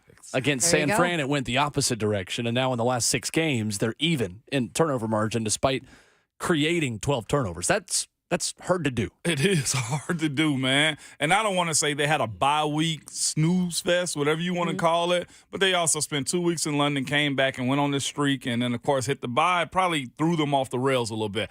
Or maybe San Fran just kicked their butts, okay? Next group I'm going to go with, I don't want to start this early with this group usually, but the O-line. They are looking, this is from their coach, Doug Peterson, looking to build some continuity. They've had a bunch of shuffling. This is from one of the articles right here. It said through the first 9 games, the Jaguars have changed at least one aspect of their offensive line 5 times. They have changed a lot. Benched the left guard, Walker Little, is working himself back from injury. Against the 49ers, they gave up 5 sacks and 10 quarterback hits, too. Cam Robinson, I think, in and out of the lineup a little bit, too. So their issues is they've been moving people around. They benched the left guard. Walker Little got injured. They put that guy that got benched back in. Walker Little got healthy. He's working himself back. They got some issues, but they got a lot of talent. Anton Harrison is the first rounder from last year who's starting at right tackle for them from Oklahoma. I remember vetting him when he came out. I think he may have been at the Senior Bowl with us too for a spell. But that's their O-line. Good group, big group, talented group. And Jacksonville's offensive line ranks second in the NFL in pass blocking efficiency per Pro Football Focus. They've given up 64 pressures, which is the 5th fewest in the league across 319 dropbacks. Brandon Scherf, the former Iowa guard, is, to me, maybe quietly, maybe not quietly, respectfully, Ramone, it's quietly because he's a guard. Yeah, it is. And guards are maybe the second least talked about position in football behind centers. Yeah, facts. Is one of the best players of the NFL and what he does. He has allowed a quarterback knockdown, a sack or quarterback hit on 0.3% of his pass blocking snaps. That is tied for the lowest rate among all guards in the NFL. This is best on best between Brandon Scherf and Jeffrey Simmons this upcoming weekend. And Scherf like to get nasty like Big Jeff does, too. Scherf, I think the last couple years before coming from Washington, had a couple injuries, little small item things, but he's still worth the price of admission. But I think, too, if you're an AFC South team right now and you're looking at what is our pathway to victory playing DeForest Buckner and Jeffrey Simmons twice a year, it's sign and draft the best possible interior lineman that you can. And it feels like Jacksonville genuinely looked at Brandon Scherf and said, oh, you can block Jeffrey Simmons? Perfect. What size uniform you need? You know why I covered my mouth and was laughing when you were saying all that? What did the Titans do this offseason? Well, they went and got Arden Key. No, offensive line-wise. Oh, they didn't do anything. No, they went and got a left tackle. They moved inside to defend against people you play in your division. Yeah, Peter Skronsky. Peter Skronsky. That's why they insist on not moving Skronsky to tackle. They put him at guard. Who are the premier guys in this division? Big Jeff. DeForest Buckner. Houston's going to have a trench monster whenever we decide to break them down. Like, you fight within your division on these types of things. I ain't saying Peter can't play left. They're good defensive lines in this division. There we go. Yeah. Yes, so that explains why. Man, you gave the answer to the test before I even had to give out the pass. Hey, man, this is what you do division-wise, man. Yes, Peter can play left, potentially. Maybe. But he's better inside, man. God, all right, I'm done with that. Y'all have your own opinions. I got mine, all right? Wide receivers, man. I'm going to name them all. And the tight ends also. Calvin Ridley, the commitment was worth it. Just go ahead and throw that out there. It was worth it, okay? He has 35 catches, 471 yards, 2 touchdowns. Hadn't had a touchdown, though, since week 4. And his last good game was against Pittsburgh, where they play a lot of zone. Had 83 yards that game right there for him. Anything on Christian before we move to Calvin Ridley. You got it. Calvin. Christian Kirk also. Every time we play this, man, I'm going to say this. Christian Kirk, the man who changed the wide receiver market. People looked at him sideways like, oh, what? $19 million for him? In this economy? Yeah, remember that around 2020, 2021? And it showed that it's worth it also, man. 49 catches, 624 yards. Probably have over 1,000 this year. Calvin really could also, but he's got 3 touchdowns. The things about Christian Kirk is this. He has 27 first downs for this team. Next person on this team has 19. He is the guy he's the straw that serves the drink for them. They're going to go to him. He can dagger you. He can go down the field, catch across the middle, do all the things you need him to do. He's their volume guy, Christian Kirk is. Roger McCreary, Christian Fulton, you got your hands full again, and it's within your division this time and an AFC game. Evan Ingram, talk about a career resurrection. Talk about a guy that burned the Titans last year. I mean, goodness. Talk about a career resurrection. He was more out than in until he went to the Jags. 55 catches for a tight end. 55 catches for a tight end. 446 yards. A chain mover and matchup issue, too. Linebackers, you got your hands full. You simply do. And then here's the man behind it all, Travis Etienne. Volume is high in pass catching and also rushes. 160 rushes for 618 yards, 7 rushing touchdowns, along with 29 catches and 275 yards. He's over 800 yards of total offense for that team. Also has a receiving touchdown, has a 56-yard passing touchdown against Pittsburgh 2 weeks ago. You have to match him. He's motioning out. You better put a safety on him. Linebackers against him. That's who he burned in Pittsburgh, was a linebacker, if I'm not mistaken. No fumbles on the season for him. Tank Bigsby is also a good compliment. He seems to be the bruiser of a running back. 2 touchdowns on the season for him. Not a whole lot of volume, but a good bit of efficiency from Tank Bigsby. And also, I moved to Brandon McManus, man, after this. Their kicker. Solid. He's 11 from 13 from 40-plus out, okay, and has made 4 out of 5 50-plus field goals this year on the season, too. Points come high with the Jags, man. Offensively, that's what I have. Anything Can I else? add? Yeah, go ahead. So what's interesting in this is red zone. And I love red zone. I should be like the red zone aficionado because I always look at that. Titans are 31st. Awful. Yeah. Jags aren't far behind, guys. They're 29th in the league, 43.48% when they get into the red zone. If you look at the points per game that they're, averaging, it's 21.8. So it's not huge, right? The points are down in the league. But I feel like that is another situation where if you are this defense for the Titans, holding them to 3 is going to be a huge thing. It is. Like you've got to take advantage of situations when you're weak in spots. You do. And you were mentioning third down percentage? Only 35%. Yeah, exactly. Yeah. Stuff like that. Hey, Arden Key, your former team's down there. You're playing them. What have we seen from Arden Key this year? Not much. He's high in pass rush win rate, but that's not resulting in sacks. No, it's not. Defensively for this squad, man, the defense has 18 turnovers. 18 turnovers. Dang. Pretty good. That's wow. That's pretty good on the season. That's number 1 in the NFL. Third down, that offense is only giving up 35% or making 35% of the third down. That defense is only giving up 34.1% of third downs. Also only giving up 3.8 yards a rush. And they got 11 interceptions and 2 defensive touchdowns. This defense is solid. Good. They've drafted well. They've paid the right guys, and they've kept this group together, man. And specifically that group with the Titans' woes. You know where I got to start, fellas, ladies. Pass rusher. You better believe it. And a big one in a contract year. Come on, man. Josh Allen, the former Kentucky Wildcat, is the better Josh Allen in the NFL. Right now, yes. 9 sacks this season. He's a sack and a half away from his career high. Contract year. Got 8 games left. He had a hell of a year last year, too. Sure did. I don't want to act like he wasn't him last year. 7 sacks a season ago. What was that? He had a game of like 4, I think, in one game or something. I think you're right. Some crazy that he had going on. But Josh Allen, 9 sacks on the season. 3, I think. Huh? Yeah, he had 3 in the game. Yes. Yep. Might have been against Josh Allen. That's what it was. That was the game where he intercepted and recovered a fumble from Josh Allen. Yeah. Yes. Playmaker. So that would have been, Buffalo a year ago? Yep. Or was that this year? They didn't play Buffalo last year. It was last year. They didn't play Buffalo last year. I'm not sure. When was it? Well, geez. I remember him doing something against them, man. But here we go right here. Number 1 overall draft pick last year. Trayvon Walker has 3.5 sacks. Big body guy, still learning how to play, but they're getting production out of him. Clavon Chason. All menaces, man. They are. This group has its hands full. I'm not even really mentioning the D tackles because the big issues here has been tackle protection, and it's on the road, dealing with the crowd and everything else that has to deal with it, man. And the other part behind that, between Trayvon Walker and Josh Allen, they also have 27 quarterback hits. Remember, we talked about Will Levis last weekend, 13 hits against him. Like, this is going to, and here's the pro tip behind all of that.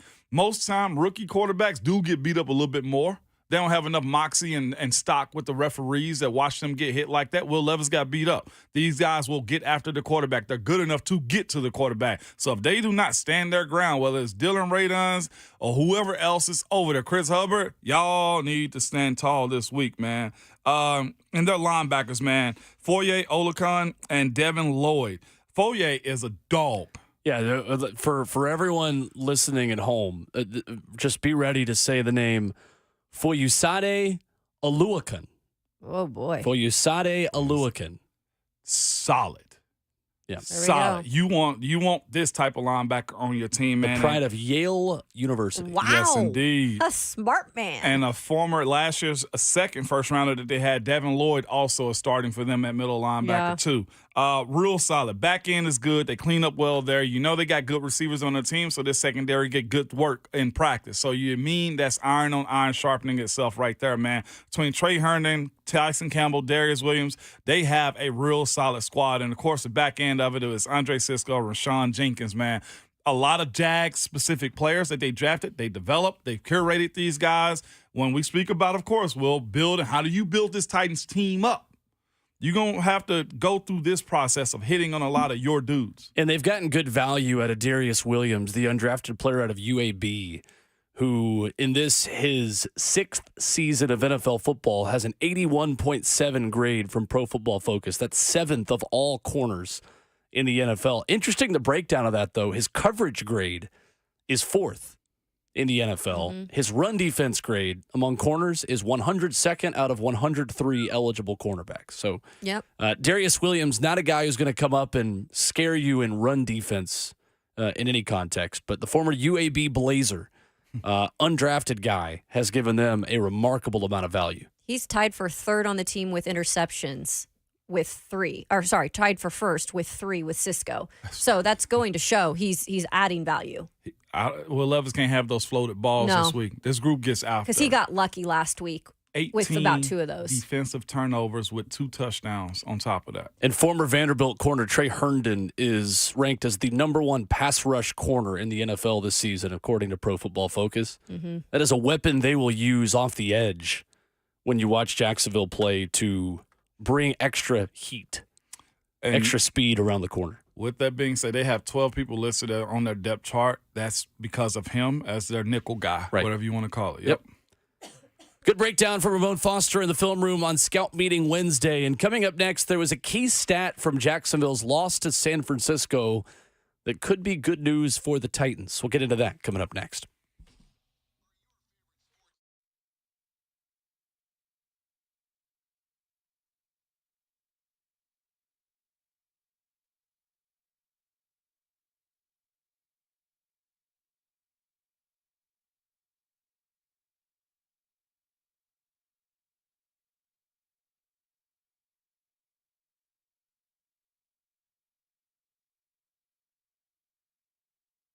It's Ramone for Scoreboard Bar and Grill. This weekend, Scoreboard Bar and Grill Cedar Creek is game day central. Kick it off Friday from 3 to 6 as 3HL broadcasts live, where you can enjoy 2-for-1s, register for UT tickets, and try to beat Brent and Slay's picks for a $250 prize pack. Saturday, start with their Build Your Own Bloody Mary bar and catch your favorite college teams in action on over 60 TVs. Sunday Fun Day kicks off the NFL, and the Spasmatics taking the stage at 4.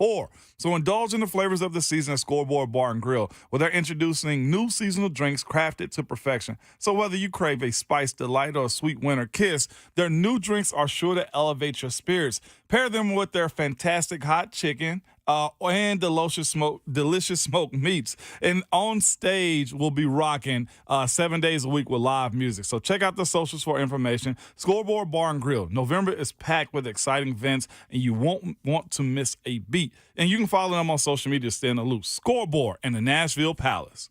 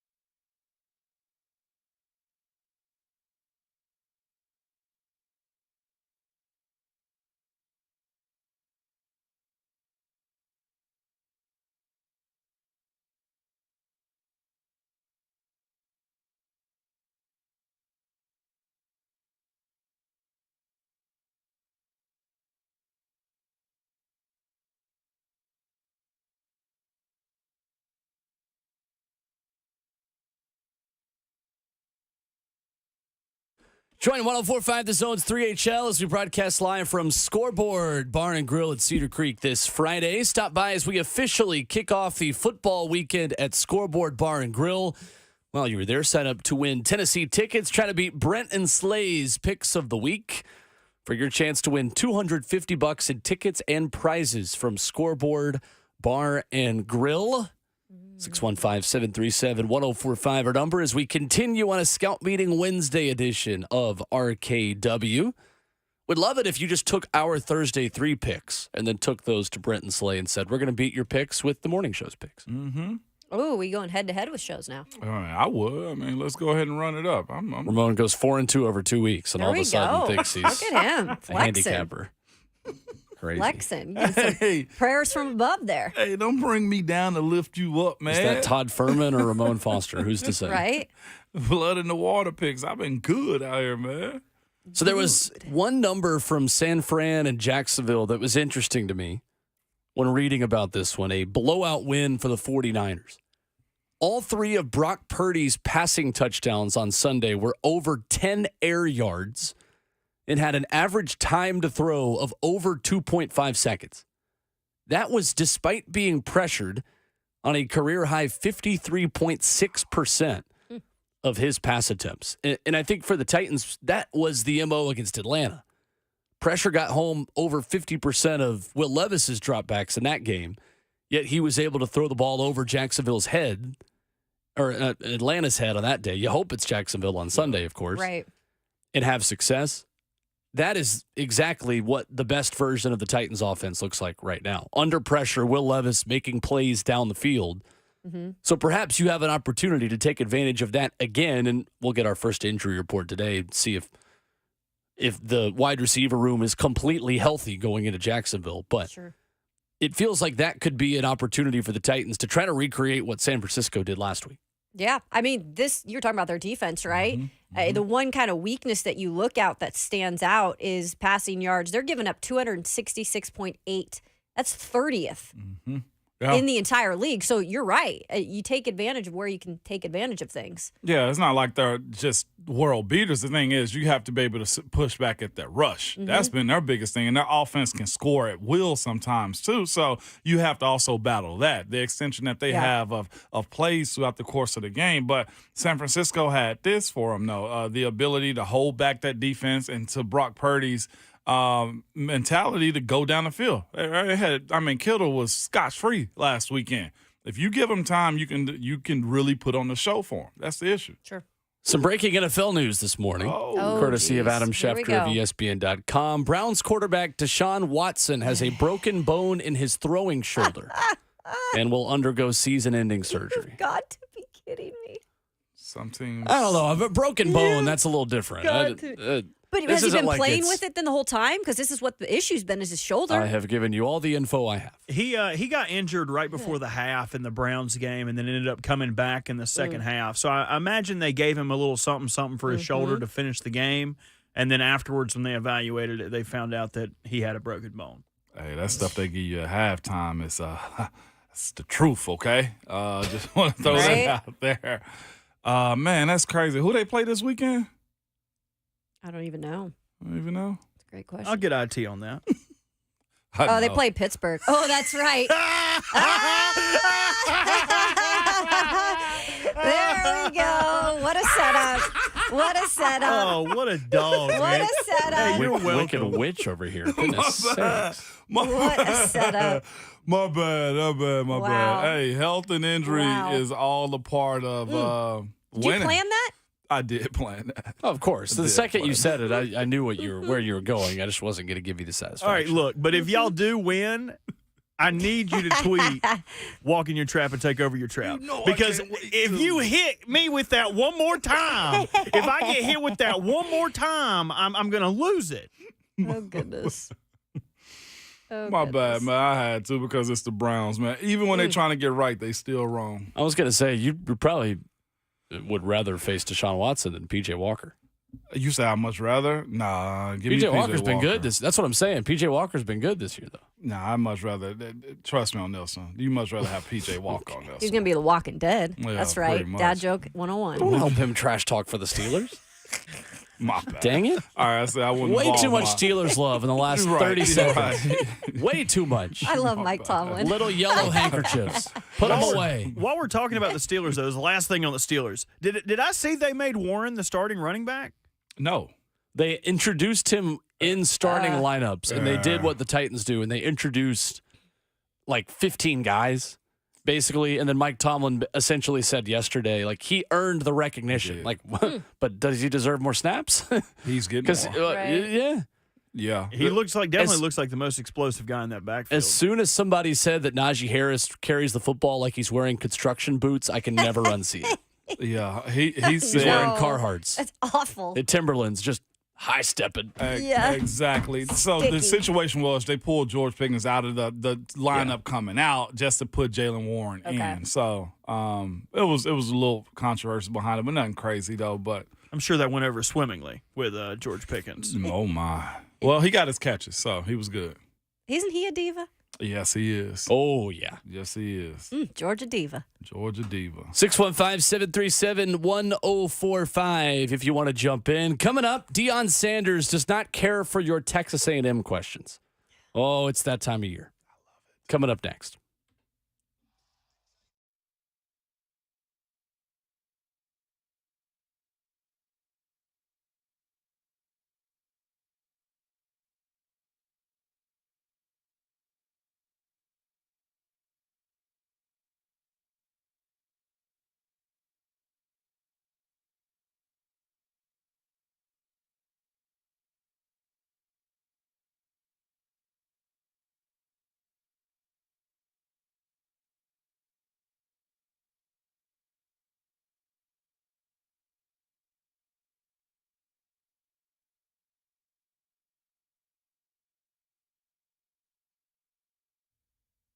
Hey, I'm now joined by our good friend and certified arborist, Dean Glasscock. Arbor Art is now a Save a Tree company, and Dean, winter is right around the corner. Talk to us about winter pruning and how you guys can help take relief off those trees and ornamental plants. Yeah, that's right. Good morning, everybody. It's a beautiful day. Hope you all have a good day. In the meantime, winter is just around the corner. That's right. And this is a perfect time to be scheduling a free consultation. A complimentary time will come out. I will come out, or Mackenzie, and take a look around your property. We can tell you how safe your trees are. We know what we're looking at. So we're transparent and been around a long time. We're going to be honest with you and tell you how safe your trees are and what we can do to keep your shrubs healthy around your home.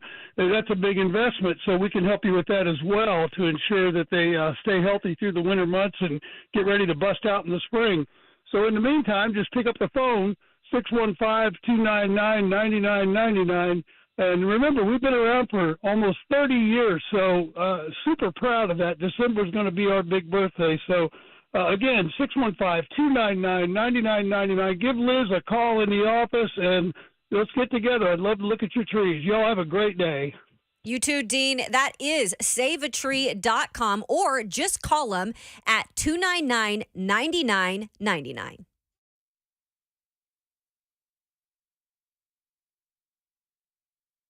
Life is busy. We could all use some extra time in our day, which is exactly why Two Rivers Ford offers mobile service. We'll bring the service to your driveway at no additional charge. Oil changes, brakes, batteries, the certified technicians at Two Rivers will perform basic maintenance on your vehicle wherever you are, so you'll have more time for moments like this. Schedule your mobile service appointment by scanning the QR code or calling Two Rivers Ford today.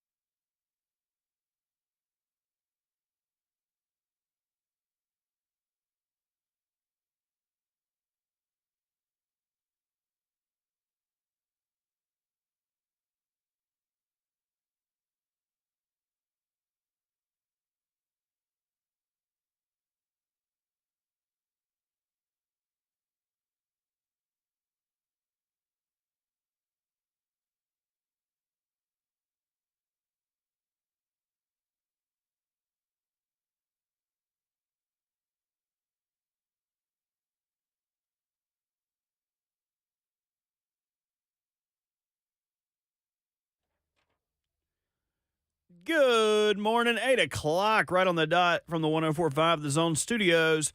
I'm Robert Walsh. The Titans' first injury report of the week will be out later today to update the game status of players, but the Titans had an interesting workout yesterday. Former Vol Marquez Callaway was in Nashville. Callaway signed with the Broncos in the offseason, but didn't stick around to stay on the active roster. Callaway has played in 42 games in his career with 83 receptions, 169 yards, and 7 touchdowns to his name. The Jets made a surprise release of fourth-round running back Michael Carter yesterday. A crowded running back room with Breece Hall, Dalvin Cook, and pressure from another fourth-round running back, Israel Abanikanda, led to Carter getting less and less playing time. Finding a fresh start shouldn't be difficult for a player Robert Saleh called the heart and soul of the Jets offense. And a great night in college hoops last night. Number 1 Kansas beat Kentucky 89-84. Number 9 Duke mashed Michigan State 74-65. And number 7 Tennessee whooped up on the Wofford Terriers 82-61. For all your foundation repair and waterproofing needs, visit USSTN.com. Breaking news at once on your home for the Titans and the Vols. This is 104.5 The Zone.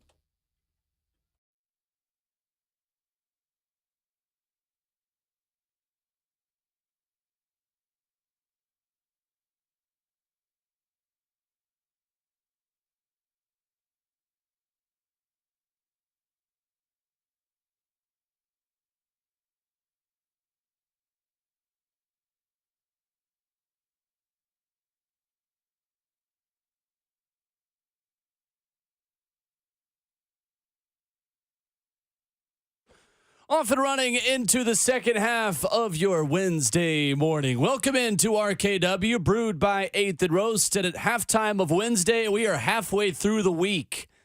We made it. Let's go. Good people. Second half of the week starts right now. Let's attack the energy in the second half like we did the first half with Ramone Foster and Kayla Anderson. Robert Walsh, our producer. I'm Will Bowling. And coming up in 20 minutes, Mike Wilson, our good friend from the Knoxville News Sentinel, will stop by. And you guys know every morning at 8 o'clock is when I start the Immaculate Grid. Mm-hmm. Today, the Titans are on it, so let's play this collaboratively on the air. Titans and Commanders. First player that comes to mind. Will. Oh, Brian Compton. Will Compton. You probably get a better percentage with Compton. Yes. You probably would. You'd be surprised, though, because so many people think of Bussin' with the Boys and the podcast that they go with him. Yeah. I went Adam Humphries. Oh, I forgot he played for Washington. 14%. Okay.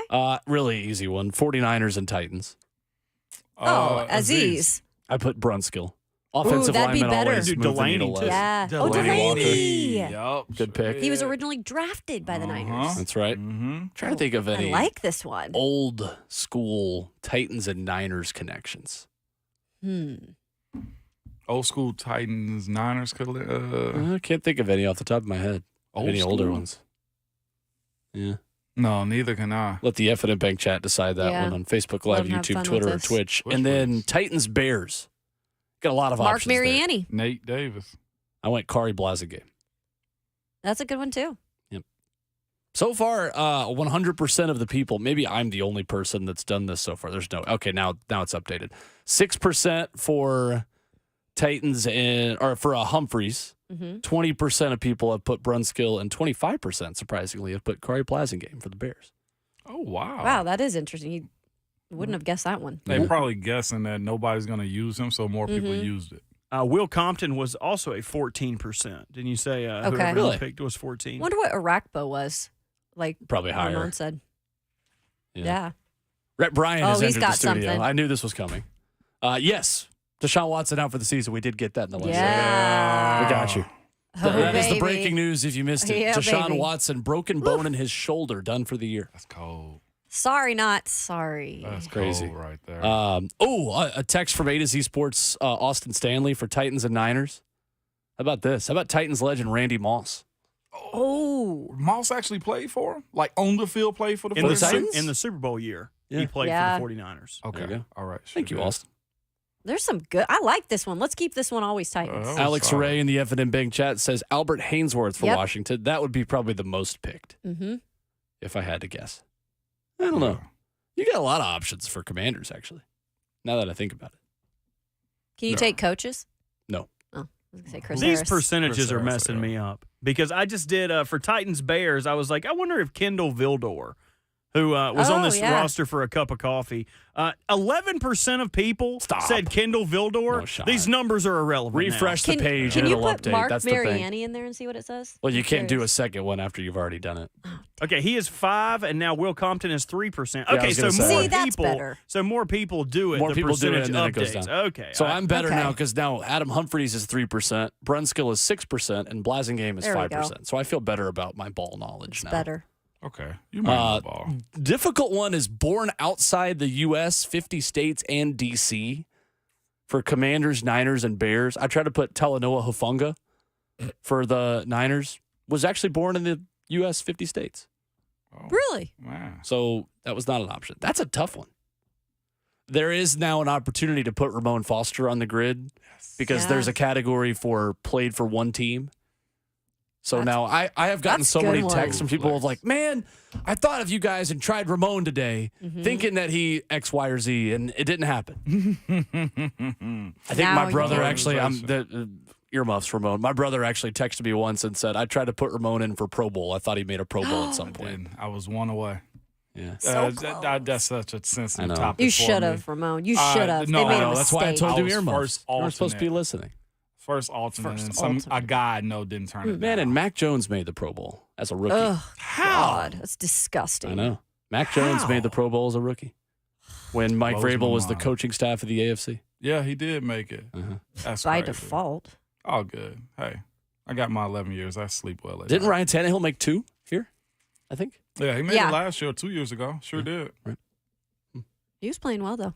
He was playing well. Mhm. You can't Give take him that that. away No, from him. of course. he was He earned it. deserving of it. Earned a lot Absolutely. more than Mac Jones did, that's for sure. Yeah. Yep, no doubt about it. For people unfamiliar, ImmaculateGrid.com every morning at 8 a.m. does a 3x3 grid where you have to match categories. Basically, it's like a mix between sports and a crossword puzzle. So you have like on the x-axis and the y-axis, just please don't ask me to tell you which one is which. I'm just kidding, kind of. You have one team and another team, and you have to guess a player that played for both teams or a player that fits the category, like a stat, like Pro Bowl, Super Bowl champ, and then a team. So it gives you like percentages of the amount of people who guessed certain things, and you want the lowest percentage possible because you want to showcase your ball knowledge. Exactly. So Want to flex. anyway, there you go. It is really cool, though, what they got going on with that. A lot of people are using it now. It's taken off. There's been 119 of them now. Cool. You can do baseball, men's basketball, women's basketball, hockey, soccer, and football. Expanding. Oh, there's MLS today for Why soccer. did you get so excited? All right, next. So Deion Sanders is not interested in talking about Texas A&M. Do we believe him? Nope. Heck no. He says, I'm good. I'm here. My family is here. My dog is here. Well, if that's the case, then I guess he's not What's interested. the transfer rule again? It's 2 D1 colleges or 1? Because they went from a lower D1A. I forget how it goes. If he has one transfer left, yeah. I think Deion? he could go. Well, no, Deion his can son. I'm leave talking about wherever. Shador. Oh, well, Shador? I'm talking about Okay. Deion. Oh, Deion. But you're guessing he would come with Deion, absolutely. obviously, Who's the right? quarterback at A&M right now? You know what I'm saying? Like, I know Yeah. that Max young Johnson. quarterback got injured. The starter got injured last year. But Texas A&M is exactly what Deion needs, and they need him, that style. Mm-hmm. I'm saying plenty of money, plenty of praise, plenty of notoriety, and fighting for relevance. Mm-hmm. He checks all those boxes. Played in Texas. I think he lived in Texas a good bit of his life. He understands those people, that culture. Only thing is the pressurized moments of being at A&M. Like, can you really compete and take away what Texas is capable of doing, what OU is capable of doing? Like, that little trio that they have down there is very serious. Right. And then, of course, we've seen what happened with Jimbo. Jimbo got the recruits. He got the money. But he didn't develop them. He had nothing to Prime, show I for think, it. could develop them. That's the thing I look at Prime and I like is he can develop players from what I've seen. And I know it started out cute and then got a little bit crazy, but Yeah. that was expected, guys. He could probably develop those players, but it's not going to happen overnight there at A&M. When they go to the Big 12 next year, I feel like he can start to do that without so much scrutiny. That's maybe the only reason he stays at Colorado. But if you want to always continue to make jumps, you can't wait for the next job. Like, if it's there for the taking, you kind of have to take it. I don't think Deion Sanders is ready for a job of that stature. I really don't. And I don't think Texas A&M will think he is a fit. Yeah. It might be what he needs to take the next step. It is not what Texas A&M needs. What's fascinating to me is what you're getting with Deion, too. Like, are you getting him selling the university, or is he selling himself? And I know both have to happen as your head coach. But Saban sells the heck out of himself. He does. And it also just boils down to how long of a leash you get to work in an environment like the SEC. I mean, we've seen as of late, they will fire you quick. Like, they will look over your shoulder fast, quick in a hurry. Looking at Florida's situation right now. Like, that's going to get a little rock if he can't correct that. You know what I'm saying? Shane Beamer's going to get a little rock if you can't correct that. I mean, we're looking at Stoops at Kentucky. I know he's had his issues up and down, but he's the best thing that they've had, and they already asked questions, or can he be pulled away, Will? You said, of course, somebody made the conversation that A&M's hire is going to could potentially be a shocker. A Brian Kelly situation. I think you said Josh Pate brought that up. I don't know where they're coming from. Yeah. But it can't just be a nobody this time around. Well, and here's the thing. They hired Jimbo Fisher thinking he's the next guy with all the experience he had, guys. What did he do there? He did nothing. So laugh if you want if they go out and get somebody with not as much coaching experience, because at this point they need something. And it doesn't really mean just because you have experience it's going to work there. I don't think that he's going to go there, Deion Sanders, but I think it's a really funny thing that the name's already out there. I'll correct myself. A&M already attempted this with Jimbo. Yeah. Yeah, they already did this. So a shock hire Deion won't be Sanders shocking. isn't Jimbo.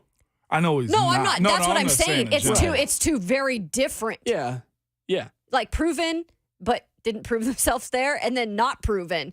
But you wonder what if he could be that guy, right? I don't think they're going to take that gamble. Yeah, no. And to your question, Ramone, about Shiloh and what's Shakur transferring, 247 already did an article about this, talking about the second-time transfer has a lot of hardship criteria that he would not likely be able to subject himself to. Right. So they don't think that he would be able to transfer to Good Texas to know. A&M. So That's there's big. that answer. Deion's out the running. Yeah, that's big. Yeah, I think so too. I think Texas A&M wants a sitting head coach on a playoff contender. Mm-hmm. You've got a lot of options in that category. That's a broad category. What if Texas A&M got Dabo Sweeney to leave Clemson? Ooh, baby. Imagine. Dabo got a lot of pride. Does he buy enough? I don't though? think that would happen. He was asked about it and said, "Oh, it must be November." Oh, That's his answer. Part of his answer. I'm paraphrasing and not giving the full context, but that's good. Doesn't he have to buy into all of the transfer stuff more and all the NIL more, though, if he goes to A&M? You have no choice. You're in the SEC. You got to do it. Dabo's issue's been a quarterback. Well, he doesn't develop them. Yeah. coming up next, Mike Wilson of the Knoxville News Sentinel joins the conversation. We'll talk some Tennessee football ahead of Vols and Dogs this upcoming weekend and take a look at a basketball team that has got a juggernaut schedule coming up over the next few weeks. A Maui Invitational that includes top 10 talented teams plus a trip to North Carolina. Huge couple of weeks start for Tennessee hoops. We'll talk all of that and more with Mike Wilson coming up next.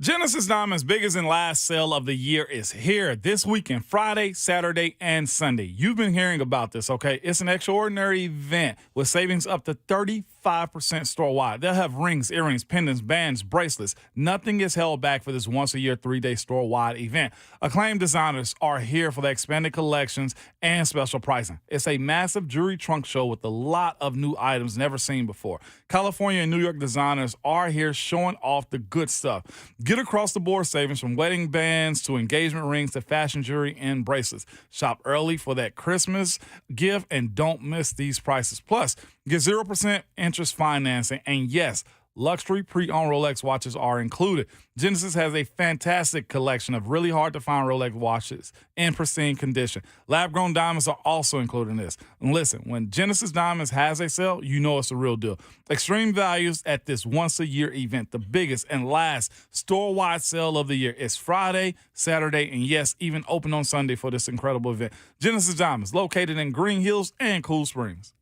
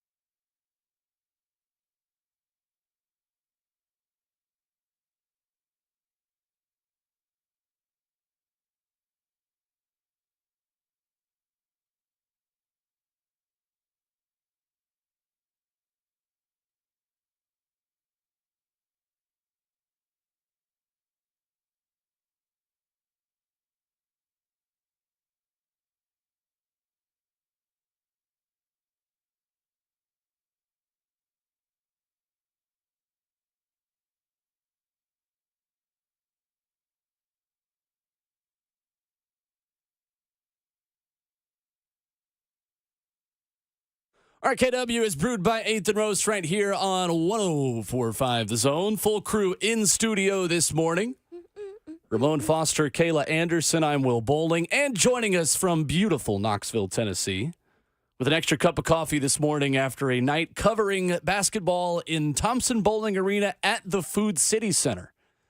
Never going to sound right. He is Mike Wilson of the Knoxville News Sentinel. Good morning, Mike. I need you to address it by its full name. It is the Summit at Thompson Bowling Arena at Food City Center of Knoxville, Tennessee. Wow. Mike, that's a mouthful. That's a lot of words to take away the fact that my last name is on the arena, so I'm probably just going to stick with Thompson Bowling Arena. Just throw in a little humble my brag name's on there. the balls at a lot of places, so. That's True. very My true. dad would always tell me, Truth. if you get lost while you're in college, just look for your name and go to that. So, Yeah, no good call. relation, but we act like there is. Anyway, Mike, a lot to talk about. Well, let's do some football and some basketball as well. So we'll start with the bad news in football right now that if they win over the weekend, might be included in that hypothetical 12-team playoff ranking that obviously comes out yesterday. What concerns you the most about this Tennessee team right now? And you got a lot of options to choose from out of the loss against Missouri. Yeah, I mean, if you pick one subject area, probably penalties. That's been a theme throughout the whole season, but I think the overarching thing is just inconsistency. You don't know what you're going to get right now. I mean, Tennessee at Missouri couldn't stop the run, couldn't run the ball, couldn't stop committing penalties. I mean, it was just a litany of mistakes in a game that actually was closer than the final score, but also yet never really felt like Tennessee was competitive in. It's just been an inconsistent football team, and that's kind of been the theme probably for the past, plus the start of October. You kind of haven't known exactly what you're going to get ever since that good win against South Carolina. So it's a 50-50 toss-up week to week, but when you face Georgia, it feels less like a 50-50 proposition.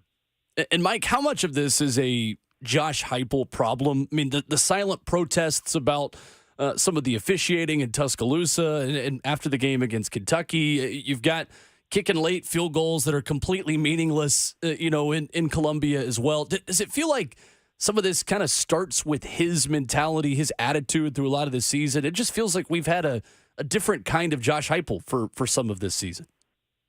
Yeah, I don't know. I don't know where blame lies necessarily. I know there's some getting thrown toward Josh Heupel, some getting thrown toward Joe Milton. I think what I've seen in terms of on-field play is it seems like there's just not a ton of confidence in this offense, and whether that is players or coaches, I would assume that there's a sense to which the coaching staff is searching a little bit because there just has not been consistent production. I thought they did settle in terms of what the passing game needed to look like at Alabama, Kentucky, UConn. I mean, it was very efficient, very quick. Joe Milton put up good numbers, completed most of his passes. And that was when it felt like, okay, things have settled in a bit. But run got taken away at Missouri, and the passing attack couldn't make up for it. So, I don't know. I see a coach who has kind of searched with this team for what the recipe is and hasn't necessarily landed on it. When it comes down to how this team has lost those types of games, I know South Carolina comes up. Georgia, they just got blitz slasher because Georgia's that good. This year, the Florida game, Bama second half. Mizzou, the entirety of the game right after the first touchdown. Do you have to sit back and say there needs to be more guys that understand how to play high-level football too? Because at some point, we can say all of these things other than what Missouri did, but it does come down to the guys you got in the building sometimes. What does that look like for Heupel and his staff who's had questions about recruiting and whatnot? Yeah, I didn't necessarily have that question about last year's team. I think you do with this year's team because it seems like those moments where they've gotten hit, they whimper. Like they just haven't remained the same. Tennessee dominated the first half about as well as they've played all season. Apart from a couple maybe red zone opportunities they didn't convert, they went up, 20-7.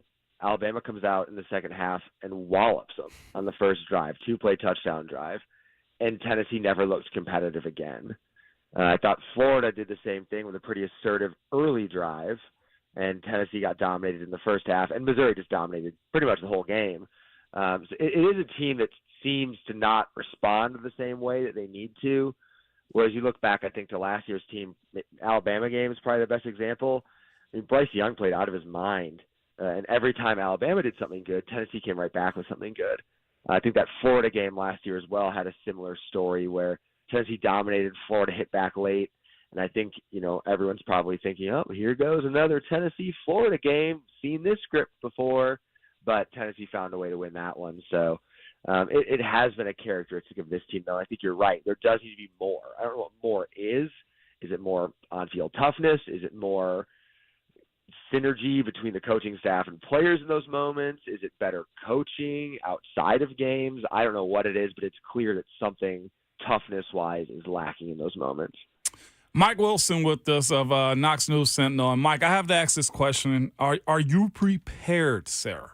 Considering, okay, Quinn Ewers said he's going back to Texas, that Tennessee fans going to jump on this, let's get Archman into Tennessee train again. Oh, boy.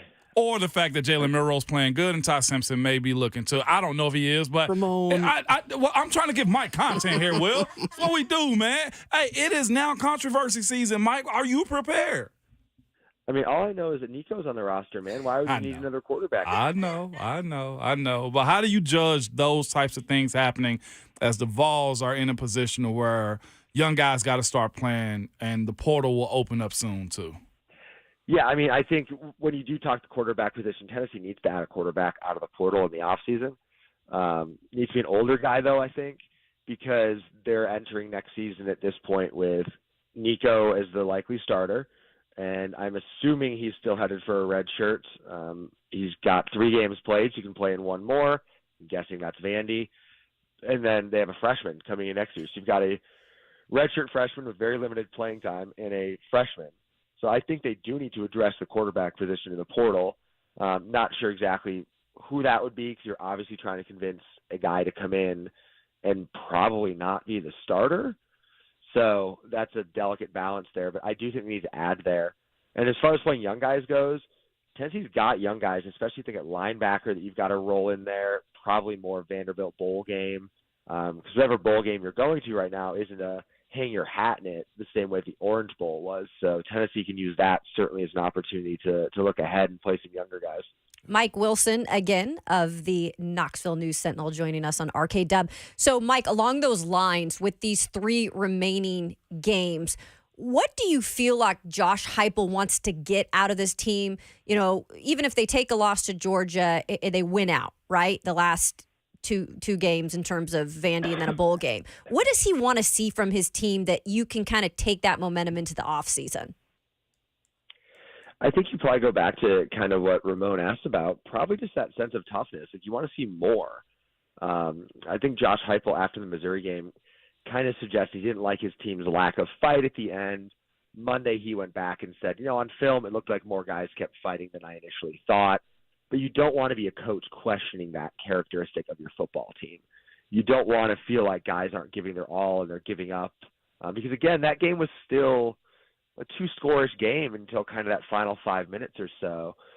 So I think that's probably something you want to see is just a team that continues to show up, continues to battle. I mean, obviously, facing Georgia the week after a loss to Missouri like that is a very tall order and a tough hand to be dealt. But I think those final 2 games after that is what you want to see. You want to see a team that keeps showing up. Is this the best case scenario in terms of having Nico Iamaleava being able to sit behind Joe Milton like, maybe Milton sat behind Herndon? And that's a little different because they were closer in age.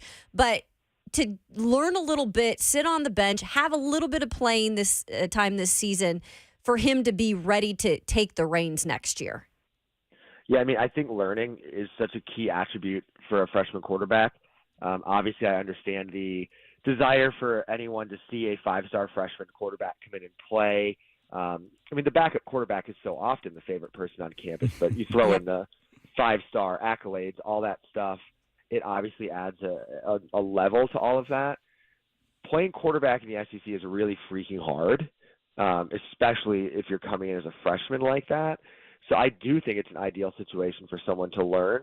I think the most ideal situation would have been if he'd played in 6 to 7 games, but that's just not the way the Tennessee season unfolded. He didn't get to play against Austin Peay. So that more games, more opportunities, because I think you probably wanted to play him in enough games to where he's more seasoned going to next season. But in terms of the learning experience, that is ideal. That you don't want to throw a guy in who's not ready, doesn't understand everything to do yet, and have him broken. We've seen that in the past with some Tennessee quarterbacks. So I think that is 100% correct, ideal. And also, great job pronouncing your last name, Kayla. Thank you, Mike. Mike Wilson, an easy name to pronounce, with us from the Knoxville News Sentinel. Mike, let's shift gears to basketball. We can all pronounce connect after Tennessee's trip to Wisconsin over the weekend as well. How different is this Tennessee team offensively from past Rick Barnes teams who we've seen very notably just kind of whimper at the wrong moments as well in March sometimes at the offensive end of the floor? Yeah, because I am who I am, Dalton Connect is a connector offensive. There he is. I'm so sorry. What is wrong with you, man? Never apologize, Mike. Come on, be you your fell best into self. Will's trap. You did. I love it. You know, I was going to do it regardless, but he also connects on a lot of shots. So, no, Dalton just gives you an absolute Swiss Army knife who's good at everything. I thought what was really, really telling in the Wisconsin game was it did feel like Tennessee was about to have a couple of offensive lulls in the first half. Each time they did, they posted up Dalton Connect. And when he's got the ball in that position with a defender on his back, he can do just about anything. He's a good passer in that moment. He also can spin and get to the rim. He also can fall into a mid-range jumper. He is so good in that space, and Tennessee just didn't have a guy like that the past couple seasons. Realistically, I don't think they had a guy that you throw the ball to in a key moment since Grant Williams. They've had good offensive players since Grant Williams, but you haven't had a guy that you say, we need to just throw the ball to him and he can do what he needs to in that moment. And that's what Dalton Connect's been. And I thought what you saw at Wisconsin too was with Dalton being Dalton, Josiah Jordan-James as a role player is a much better player for Tennessee than a guy who has to shoot three-pointers, has to be this, has to be that. Just what he's giving Tennessee with his offensive profile is the freedom for everyone else to be in the correct roles, because that's not what it looked like last season for the Vols when Zakai Ziegler went down. Mike, over these next couple of games, Tennessee is going to learn a lot about what it has when you talk about playing Syracuse in Hawaii. Then you get Purdue or Gonzaga. This is as good of a Maui Invitational field, you feel like maybe, that there has been in a long time. And then out of that, the new ACC-SEC challenge against North Carolina. What do you feel like Rick Barnes hopes to learn about his team that he maybe doesn't know right now over these next couple of weeks? But I think you just want to see how they stack up against the best, because this team has the potential to be that. And you're right. I think Maui has, 5 of the top 12-ish? Right. I think top 11. Teams. Yeah. I think only, Syracuse, Chaminade, and UCLA are outside of that, something like that. So you're going to see your team play really good teams in the next 4, assuming that Tennessee at least gets one win in that mix, which I would assume they would. You're going to learn what this team can do stacking up against the best. And you felt good about the Michigan State win, obviously, but Michigan State's really struggled out of the gate. You felt good about the Wisconsin win, but that's also not necessarily a top 25 Wisconsin team, ranked highly defensively, returned a lot of guys, but didn't have necessarily that profile. So you're about to see where they stack up against things. And I think you're going to learn specifically what you've got in the interior. Because that, to me, has been the question on this Tennessee team, is how did Jonas Adu and Tobe Awaka handle pretty much being the 2 big men? Cade Phillips sprinkles in there, but how do those 2 handle being the guys? Can Tennessee be versatile enough to play against teams that match up differently, given that they want to play with a Josiah Jordan-James at the 4 and go a little smaller? So you're going to learn how you stack up versatility-wise and then the interior, I think, in this tournament. Jonas Adu, they bodied last night. They came with it. Wofford came with it, and I thought they stood tall, good in that game, man, in the post. Some real tough stuff. And I just got to say, this has got to be one of the most namiest teams ever, too, with the names they have. Jordan Gainey, Tobe Awaka. Yes, Tobe Awaka, Freddie DeLeon, Santi Vescovi. Zakai Ziegler. You got every single iteration that you can of a name, and that's why I'm hoping these guys become stars, man, even with the roles that they're playing. Toby stood tall a little bit last night in the post, with that being said, and I think that's going to be huge, because if you get a bully out of him, That's going to be huge. And you saw that at Wisconsin. Honestly, I thought he was the reason they won the game at the end. He scored 6 straight points, had a block. In the block, Tennessee was only up 3, and the Wisconsin guy, A.J. Storr, kind of went open toward the rim, and Tobey came out of nowhere and blocked it. Had a putback, created a couple shots of his own. Like, I really thought he was the reason they won that game in the second half. And Jonas Adu played about 30 minutes and was really reliable, which that's the Jonas that Tennessee needs to get. Just, again, given that they really do rely on 2 big guys. But both of them played so well in that game. Cade Phillips was in the game in the final 8 minutes at Wisconsin, which said a lot too, obviously, because that's a guy that 2 months ago Tennessee was thinking about redshirting. So they got consistency and good play out of those guys. They're going to have to continue to see it, like you're saying. Mike, can you do me a favor? Will you go and purchase the game Connect 4 and just go ahead and put it in the locker room? And I want that to catch on. And eventually maybe that, that can be a game day sign. You have the cool little Connect 4 game up there. Connect 3.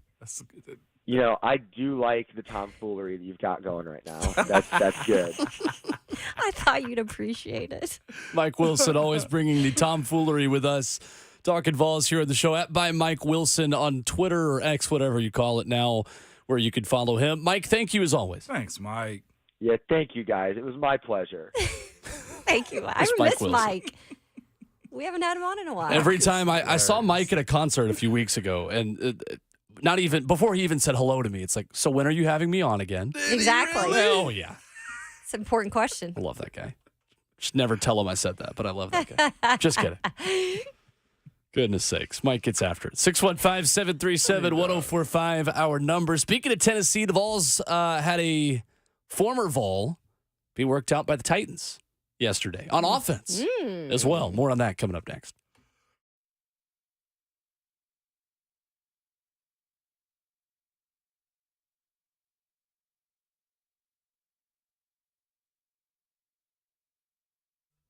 Hey, it's Kayla Anderson for the Ingram Agency, the local agency right here, founded from the ground up in 2010. Chris Ingram, along with his team of fully licensed professionals, have done an excellent job really creating an agency that focuses on serving the entire state of Tennessee. So you need insurance for the first time, you're looking at switching insurance, this is the company to work with. And you might ask why. Well, they specialize in a wide array of products. They include everything from auto, home, life, commercial, even aviation. And it's not your average insurance company. The Ingram Agency, founded on passion for education and support of their clients. And their goal has always been to guide those clients and protect them comprehensively. So if you want a family-owned insurance company who cares about you, the customer, go ahead and call the Ingram Agency. It's 615-206-8276. Or to find out more, log on to theingramagency.com. Rest easy with the Ingram Agency.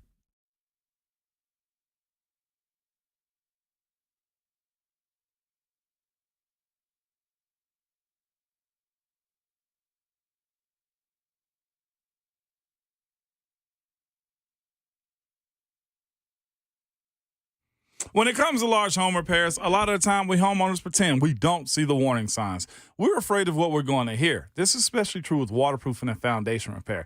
It can be something big that needs to be fixed right away, or it may be a small problem now that'll become bigger later, or it could be nothing at all. Bottom line is, we don't know, and we certainly don't want to be sold something we don't need. We need a peace of mind, and United Structural Systems is the company to give you that. They have over 25,000 100% satisfied residential customers, and here's how they make that happen.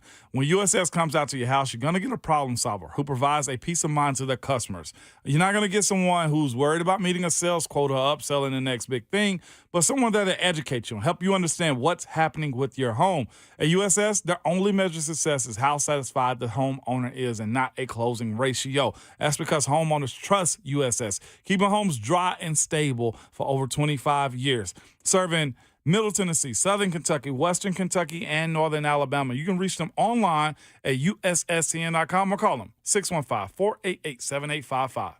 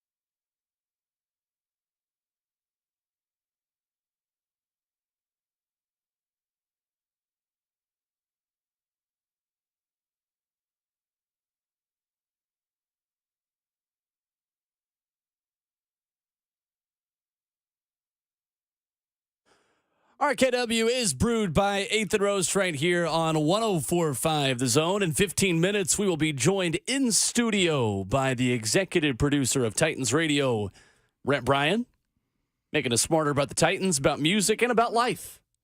Coming up at 9 o'clock. 615-737-1045 is the number. VFL Marquez Callaway was worked out by the Titans yesterday. That's actually a guy we've mentioned on this show before. It is. As someone who I expected to get a little bit more play in the league. Had a pretty good season filling in for Michael Thomas a few years ago when Michael Thomas had the first of his many just random injuries. Yeah. I expected a lot. I thought he's been doing well. Him being out of the league right now is actually somewhat shocking to me. Kind of weird, yeah. I don't know what he's done to be out. 698 yards in 2021. Yep. That's what I'm saying. By And far 6 his touchdowns. best. And 6 touchdowns? Yeah. Yeah. Mm-hmm. A young fellow like him, I look at his situation, I was just like, what is it that we don't see? We don't know, because his playmaking ability is there. For a guy that's a 2/3 and young that can potentially become better, that's one of those guys you want inside of your building at all time. But unfortunate for him, of course, going to Denver also, I think it was preseasons where he was and didn't latch on there. He's a talent. We all know him, but I don't want to prejudge by saying, yes, the Titans should sign him just off the basis that he was a Vol.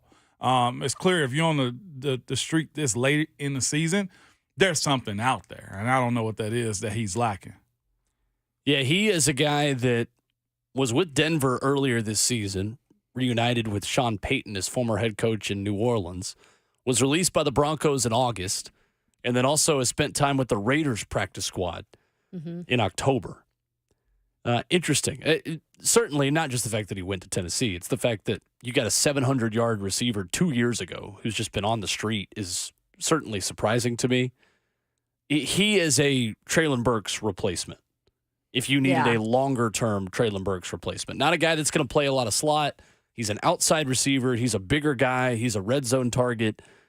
And to me, he would be in there as another Nick Westbrook-Akine, Chris Moore. I mean, you're not going to find a savior on offense in November for a reason. But I think the weird thing about him, too, is because his rookie season, obviously just 21 receptions for 213 yards, no touchdowns. Then you guys mentioned the 2021 year. He completely busts out, right? He was in for Michael Thomas. Yeah. That's and what it so was. 698 yards, 6 touchdowns. But then that third year, back down to just 32 targets, 158 yards. So even went down from the first year. It just seemed kind of inconsistent all over the place, but you know it's there if he could do that in that 1 year. Yeah. That was also Andy Dalton at quarterback, too, and they were doing the, experiment, the fullback, tight end. Right. Taysom Hill. Taysom Hill. That's right. So they had a lot of dysfunction, and heck, Sean Payton was out in that year. So, again, sometimes being in bad spots, bad coaching, culture changes, culture can really affect your career too. Stability, foundation stability of your organization matters. It does. And I think he honestly has been snake bitten because of that. He goes to Denver. They got wide receivers out the wazoo. Had him before injuries kind of struck them a little bit, and he finds himself on the outside looking in. You might be a 1 or 2 team candidate in the NFL. And it really depends on what you're capable of and what systems you can fit in. From my understanding, he's not a blazer with speed, though, right? No. Possession guy. He's not, and he was not good at the preseason in Denver, where reports were, and Sean Payton said word for word, his weight is a little high early in OTAs, and kind of called him out publicly a little bit for his conditioning. And then through 2 games in the preseason after that, he had 1 catch on 3 targets for 7 yards. So that is the reason right there, but surprising. There's our answer right there. Yeah. When you're an undrafted guy too, you don't have those type of grace periods that other players get. So tough for him. Definitely a learning tool for him this offseason. Kayla, what are you interested to hear today from the locker room? First of all, I want to catch the vibe. I'm a total vibe person, and the vibe has been not great in there. It's just been kind of disconnected is the way that I would put it. Wow. So coming off of another loss and knowing now you're diving deeply into, your AFC South opponents here in the next several weeks, I think it will be really important to see kind of how these guys are taking this and what the mentality is heading into this weekend. because at this point it's just like everybody has to play their best football, and you've got to kind of outmatch situations because maybe the talent isn't as good as the other side, but that doesn't mean you can't win football games. And I think this game really says a lot for the season in terms of really what the mentality is headed out of that game, because if they don't win that game in Jacksonville, and I know they're a long shot, guys, I understand that, but if they don't win that game, I really do feel like you're kind of throwing the towel in at some point, because you're what then 3-7. That's really difficult to try to find your way out of. It is. It's getting closer to the finish line. It's getting a little bit tighter. And these wins come at a way higher premium right now. What I'm looking for, Kayla, is who's going to be starting at left this week, left tackle. Josh Allen is solid. Trayvon Walker's looking for a breakout game at any point in time. Will Levis, how's his health? Is he still as motivated as he was a couple of weeks ago? He's had a high and he's had some lows. What is going to be his mentality going into a divisional game? You're on the road, and you got 5 left. You can still really navigate your pathway through it. I want to know what his mindset's going to be. Well, and Mike Vrabel is consistent. When a player is in concussion protocol, he doesn't play that upcoming Sunday. Exactly. So I would not expect Andre Dillard to be available this upcoming Sunday, since he was in concussion protocol over the weekend in Tampa. Yeah. So at that point, do you trust Jalen Duncan enough with a full week of practice to throw him in the fire, or do you stick with Dylan Radins again? And Mike Vrabel mentioned it. Dylan Radins was not good at left tackle on Sunday. He'd have to have a really good or week of practice, I should say, and I'll be paying attention to that, you guys, today. Who's getting reps at the ones at left tackle today? Because it won't be Dillard. He will be in concussion protocol. Right. I'm going to tell you that much. And that's a bigger conversation for tomorrow, too. Yeah. And guys, maybe the one thing we haven't talked about, for all the talk about moving one guard to left tackle, if Daniel Brunskill is available, do you think about moving him to left tackle? He's played it. He's played it before. Wow. Radins can play right guard. You know that? Yeah, he can. How much musical chairs are you willing to play? Conversation that we can have with Rhett Bryan coming up next as well. Our weekly visit with the executive producer of Titans Radio is coming up next.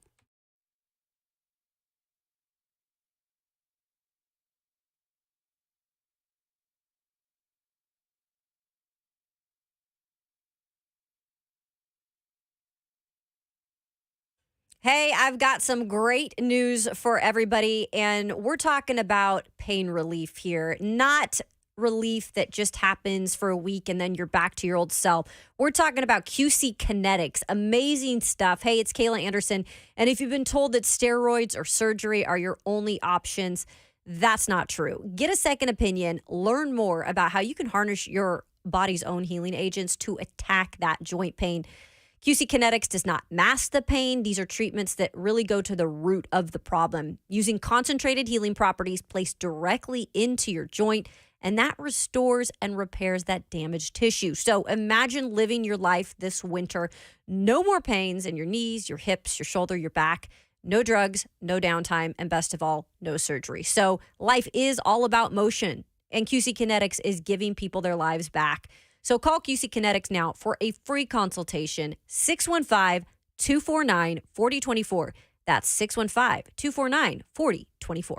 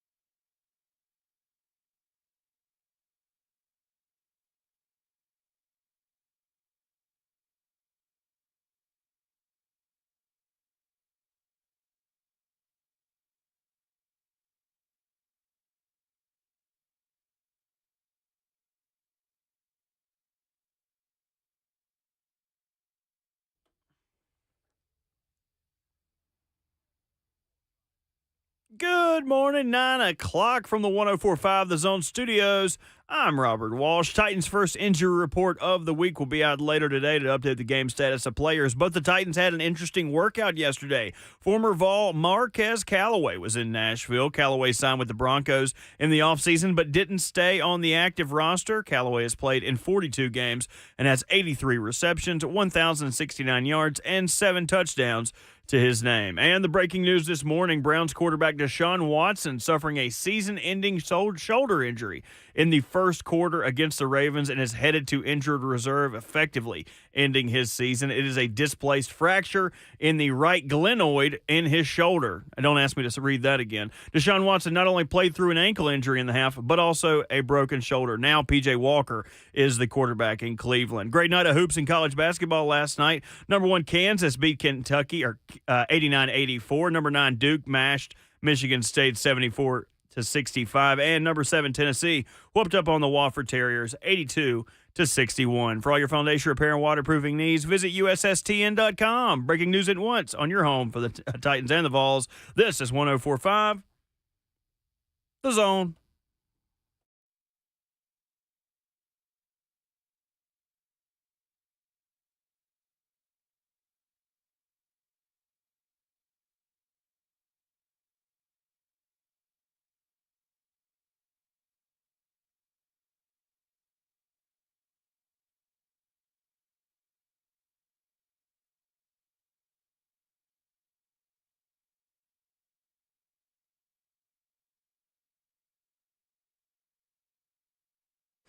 Would you look at the time? 60 minutes, not 60 hours, Lord will. 60 minutes left in Wednesday morning. It feels like 60 hours. RKW, hopefully it doesn't.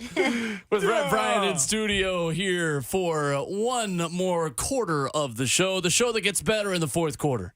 With Ramone Foster and Kayla Anderson. Robert Walsh spinning the hits behind the glass. Rhett Bryant in studio. I'm Will Bowling. Good morning, Rhett. Welcome. Good morning. It's been 84 years. How is everybody? Good. We're good, man. Good, Yeah. man. Rolling I think right we're pretty along. solid, dog. How about yourself? Rolling right along. I just was talking to Ramone about this earlier. I'm ready for some Titans home games for the love of Pete. Honestly. I mean, I'm ready to get this thing in Jacksonville done because when you come back for Carolina next week, you got 4 out of your next 5 at home. Like back-to-back home games. Wow, what is that like? Yeah. Not having to break down Titans radio equipment Oh, my and God. leave it in the booth so we can just roll out. Wow. For Woo. real. World travelers Yeah, here. that is a real thing. That's first world problems, though. There are people out there breaking a sweat every day, and I should be quiet now. You're right about that. I was I should about to be rant quiet. with you until I was like, no, there's actual people Yeah. out here up on cranes doing That's real, right. There are a lot of people on real work. cranes. I say it all the time. We're not digging ditches and shoveling you know what. No, So, I'm telling you. there are a lot of folks that work a lot harder than I do out there, I promise you. I know y'all, though, especially in London, were breaking a sweat to get on that charter to head back across the pond. And I remember it was funny. Kayla and I were in the press conference room when Jim Wyatt was finishing up interviews with Derrick Henry. And I think Titans PR, like mid-interview with Henry, were like, Jim, we have to go. Like, Oh, yeah. we got to get rolling. Yep. They were like, come on. Yeah, no, it's that's Crazy. serious because you're an extension of the team, so it's probably of the mindset. Well, you can catch a commercial flight. We got to get the guys back. You on our schedule. That's essentially Right. what it is. Yep. Yeah, this is our train. You're Yeah. riding on it, and you don't want the train's leaving the station. That's why we have implemented. For those who listen, we will throw it back to the studio to Lucas Panzica for the last couple of segments, so that we can allow ourselves the time to finish breaking down and get to the buses, so that we do not get left behind. I don't want. And this week would being stuck in Jacksonville. That's not great. Oh no. Like if No, we're stuck in sir. Amelia Island, I'm okay with that. But the rest of it, no. And I've seen players get left before, right? Okay. Really? Oh my God, I've seen. When you were in numerous Pittsburgh? players. Heck I almost did on my first road trip. Name a name. Just Yeah, one. I want one. One of the most reliable dudes you ever know in your friggin' life. I love this dude. Troy Polamalu? Responsible. No, never Troy. Okay, playing holes for touchdown Jesus. Okay, you hold it for the Polynesian Jesus. Well, I just okay? thought it was because he was washing that beautiful locks of hair with head and shoulders as he does. That might be real close. It takes a little while longer. Dude, His got hair isn't love. flaky, and neither is he. And neither is he. Never, okay? Never. And has the power to hold a plane back. Cam Sutton. It was one of his first few times, VFL. man, coming to the Wow. plane and you've been to Pittsburgh. Everybody, traffic will hit you like out of nowhere. And Cam got stuck in Robinson. Robinson is essentially being stuck in Mount Juliet trying to get to the airport, basically. Okay. And he was there. And Coach was like, young fella, let's go, wheels up. No questions asked. Catch a commercial. It was him and a second-year guy and another young fellow. I was like, come on, Cam, not you. Yeah, he got left. Wow. He got left. I almost got left on my first ever road trip, one of 2 road trips I took because I was bad at being a college athlete. And the look on Coach's face getting on the bus, she was just like, really? That's not a look that You want. were the size of a goldfish I cracker when was you the were a size of a freshman. goldfish cracker. Isn't that what the promo says? And in that process, I became the most unathletic SEC athlete of all time. 615-737-1045 if you've got a Titans question for us and Rhett. Boy, it would be sweet to just end this good season Jacksonville's having. I know it wasn't a good day for them on Sunday, but there is a lot of good in this Jacksonville team, and it does pain me to say that, Rhett. Yeah. They are the defending AFC South Division champions. The thing that's interesting about Jacksonville is you can certainly look at their roster and go, yep, 6-3, lead the division. But you can look and go, well, what in the world happened in some of these other games that you lost? And Sunday was one of them at home at now what is they call Everbank Stadium. That's right. Because TIAA and Everbank merged over the summer, so now it is Everbank Stadium once again. It was Everbank Field, I think, about 10 years ago. But anyway, 4 turnovers, 2 of them in the red zone, and could have been a lot worse than the 34-3 that it was because one of those turnovers was returned for a touchdown by San Francisco, but it was negated by a penalty because they were on the sidelines. Even I think Kyle Shanahan had violated that. They didn't have enough get-back coaches to keep them off the field. Right. But you can look at it and go, The defense is the biggest challenge with this. Josh Allen's in a contract year, 9 quarterback sacks. Trayvon Walker is starting to emerge and to come into his own, even though it's not really showing up as much on the stat sheet. He's more of a disruption in this thing. And you look at their second level of defenders. Devin Lloyd is doing outstanding work. Foye Oluokun he was the leading tackler in the NFL the last 2 years. He's on track to do that again. He's got 101 already. Their quarterback, Darius Williams, is the hot hand in this. He's got a pick in 3 straight games.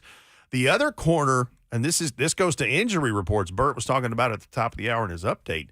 Interested to see what the injury report looks like this week for them because Tyson Campbell, the other starting corner, had a hamstring injury in that loss to San Fran last week. And then in the return part of it, injury-wise, Jamal Agnew, who has burned them as a returner, tore up he hurt a knee on a return, and he did not play in the rest of that game. So those are 2 injuries to definitely keep on your radar. But offensively, because we talked to a longtime play-by-play voice of the Jags, Frank Frangie, on the Mike Vrabel show Monday night. He says that this offense, it's really kind of weird. Trevor Lawrence has been distributing the ball well. He's got 200 completions already, but 9 touchdowns and already 6 interceptions. And, the turnovers are an issue there.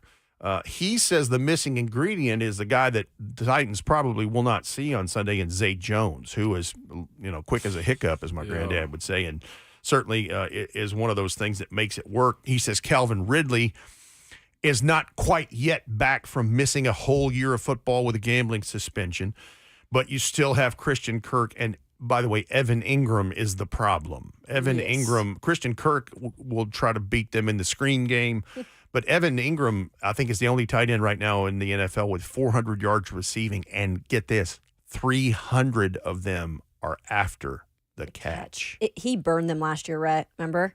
Yeah. 11 catches for tried to forget. 162. I know. Dang it. In three Thanks, games, Kayla. God. in 3 games against the Titans, Evan Ingram has 23 catches for 264 and 2 Jeez. touchdowns. Yeah. Whew. Yeah, he's a problem. So, again, work's cut out. And special teams, Lord help us. I hope Jamal Agnew's not playing. Maybe get healthy next week. But, Cook, their punter, very good. Brandon McManus, very good kicker. I mean, that's a strong phase for them as well. And they're going to be plenty angry about getting their rear ends handed to them in front of their home crowd last week. They haven't been great at home, right? I haven't looked at that exactly, Kayla, but I think 2 and you're 3. right. Well, 2 and 3. I guess it's not Yeah. awful. Yeah. They haven't been home a lot. Well, they've been in London, too, for a couple Yeah, of those that's games. true. So those technically homes for them. Yeah. You're right. San Fran bad loss at home. Indy won. Atlanta won. And they lost Yeah, to Kansas Houston City and and Kansas Houston. City at their Oh, spot. okay. Yeah. Okay. Yeah. Yeah, so there you go.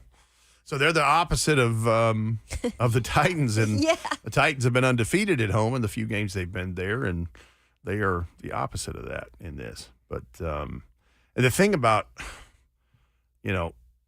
these games are always bananas. Even in the bad years, whoever is having a down cycle year, it's always just ridiculous, some of the things that happen, because, I don't know, it's kind of like what they say about the SEC, it just means more. These division games, they mean so much. And you just never know what in the world's going to happen. It is crazy. Gregory Jr., the potential fill-in corner for Tyson Campbell, 6th-round pick out of Ouachita Baptist. That's right. Whoa. Not the same exactly a alma household mater as Supernaw, the tight end. Yes. Oh, yeah. That's right. Super yes to that. Super, yes. It was right there. Rep Brian with us in studio here as we continue in hour number 4. With Andre Dillard in concussion protocol, let's talk a little more offensive line. I know it's a dead horse that we'll keep hitting on a little bit, but it is certainly a big conversation with this Titans team that could have to make another change on an offensive line facing a premier pass rusher in the NFL this weekend. That and more with Rep Brian as we continue here on RKW.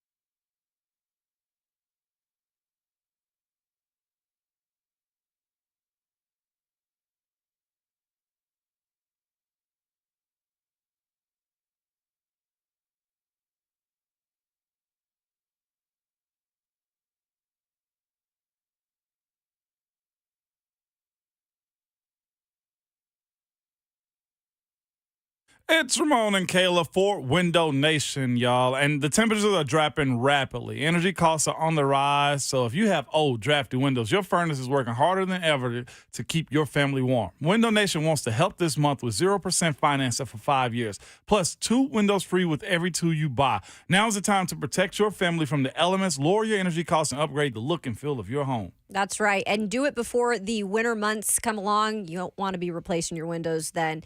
So you're wondering about how professional Window Nation's is. Very professional. Installed over 200,000 windows just last year. That is 40 times more than the average window company. 96% perfection rate to add to that. And you can trust us, and you can trust the over 10,000 online positive reviews that they have. So if you're looking to replace your windows now, just give your home an upgrade before the holiday season. Shoot, give them a Christmas gift, right? Then call our friends at Window Nation, 866-90NATION, or go online to windownation.com.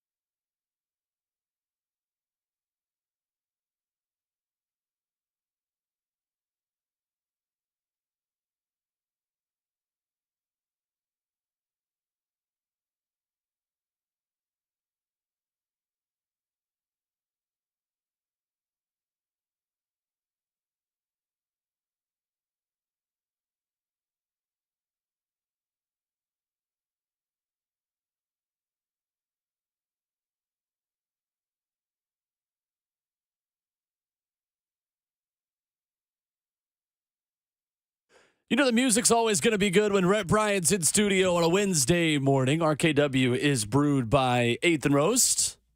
Talking Titans with us here in hour number 4. What are we listening to, Rhett? This is Kid Charlemagne from Steely Dan. That's One of the many, many good vibes that the Steely Dan guys. Whew. Good Steely stuff. Dan. Good Very stuff. good. What year? You're quizzing me now, right? Kid Charlemagne was, I don't know, like 76, something like that. it up Okay. and brought it back to the crib. That's the Kanye 1976 is sample. correct. Oh. It is 70. Okay. Yeah. Have Well you done. heard Kanye's version of this? Mm-hmm. Okay, then. When we, I'm going to brag for 5 seconds and go. When we won state senior year, I played this song in my goodness. car every single day going to school after we won our state The championship. and Kanye time. one. Yes, the Kanye one. Sure. That Now, you were a champion. whenever we in do that this to Ramone, he always goes, "Oh, that's where that came from." you do No, that, no, I think it sent me on rabbit holes, man. I'm just like, all right, I got to go find it. You got to hear it. You got to doing that numerous. we should yeah. do like next summer in the window where not a lot's going on. We should take a segment one time, and I'll have Bert cue up some songs that you'd be surprised. Songs that are very popular. Sure. And maybe it's the only instance of but it's a cover version. And you'll find an artist back in the 60s did the same, like, Yeah. I'm drawing a blank at some examples, but there are a lot of songs that are covers that you're like, wait a minute, that song was before? Yeah. Yeah. Like Dua Lipa on Levitating had to give like 2 different writers credits to. One was like a song in a different language. What? From like the 40s or 50s, and then there was another remake of it with a similar with the same melody. And here's the I thing think the 70s or with 80s. The song she did with Elton John, where she Cold Heart, it samples like 4 different Elton John songs, and then Harold Melvin and the Blue Notes, "The Love That I Lost," was also sampled in there. So yeah, There's I love this stuff. that there's an algorithm for that, where sometimes my algorithm on Instagram, there's a guy that does. If you've heard this melody, they got sued by this person or this label, Yep. and it finds the song from back in like literally sometimes the 50s, sure. Sure. where like somebody there- literally ripped off a melody and someone found it. There have been landmark cases where people have had to pay out the wazoo. George Harrison in 1970, "My Sweet Lord," is a direct ripoff. The court proved of the Chiffons. "He's So Fine." He ended up having to pay them $1 million. Hey. Yeah. So, yeah, there's been some things where people were not properly credited or whatever, and ended up taking it to court. So Levitating was a duplicate of Don Diablo's Wiggle and Giggle All Night. mm-hmm. There you go. Yep. The more you know. Of course, let me bring it forward a little quick. The T-Pain song, "Buy You a Drink." He said he made absolutely nothing. "Let me buy you." That drink right there, that song right there, made nothing off of it because he had so many different samples in that. Lil Scrap is "I Got Money in the Bank." Right, I got yeah. money. All of that was in there. "Snap Your Fingers" was in there. 50 Cent, just a little bit, was in there. "Walk It Out" by DJ Uncle was in there. He was like, here I was, That's paying it interesting. forward, saying, "Thank you guys for your music." And they all came towards me to say, hey, we want a little bit of that money from Yeah. that song. Yeah, you're It's welcome, but I need some cheddar. Right? Thanks. Yeah. I mean, the song Slice me off a piece. Our intro song is from Modest Mouse, so "Float On." Yep. What? That's right. Modest Mouse. Musical guest. Crazy how all that stuff. You just enlightened me with the comeback. You would music be with Bert. surprised. Listen, I'm telling you, you'd be surprised. There are some songs like the old Brit pop version of "Tainted Love" by Soft Cell. Mhm. Yep. That was done by somebody else in the 60s. That's nuts. Absolutely. Like Rod Stewart's "The First Cut Is the Deepest." That was done by a lady several years before that named P.P. Arnold. And really good artist, really good. I mean, and I think that's the thing is some people got ripped off. Yeah. Yes. Yeah. Because music business has some tendencies like that where managers and labels take advantage of folks. But yeah, man, there's stories throughout music history. It's like, wait a minute, there was a version of that before the one I know Yeah. that I really like. Yes. Here's one real quick. Puff Daddy, The Mhm. Police, Mhm. "I'll Be Missing You." Yep. I'll be Every missing breath Obviously you with take. Notorious. Yep. Yeah. And The most played song in 1984. Well, I would love the Or Titans. 83, I should say. I'd love it if the Titans copyrighted what the Niners did to Jacksonville over the weekend, and they got their own on Sunday. Now, that is some sampling I could use. Nice segue there. Thank sir. you so much. Decent, man. Red, it feels like there's only so many times and ways we can talk about the Titans' left tackle position, but genuinely, there has been a new development, a new injury, a new player that Mike Vrabel has discussed as a potential stopgap there. And this past Sunday, it was Dylan Radins, who Mike Vrabel said Monday did not live up to the standard they have at that position. Is there now added incentive, now that you've seen Radins at left tackle, and you've got an entire week where we'll find out more on Andre Dillard's status today, coming out of concussion protocol on Sunday, to get Jalen Duncan ready to make more of a full debut at left tackle? All right, so, and I know where you're going with this because I heard the same thing from Mike Vrabel on Monday when he mentioned Jalen Duncan by name. And normally he'll just tell you something right in front of you and it's deadpanned. And so it's like, wait a minute, he said that on Monday. It's like, yep, he sure did. Right. That got my attention as well.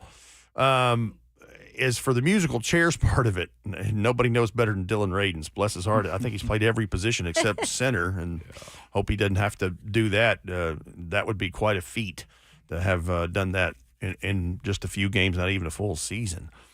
I, like Kayla, believe that Andre Dillard is probably going to remain in concussion protocol. Typically, the average is you miss a game out of that, and depending on the severity, more than that. So I don't think we'll be talking about him at left tackle on Sunday. And to your point, I don't know if it's Jalen Duncan or if he mentioned – because here's another thing I got to thinking about.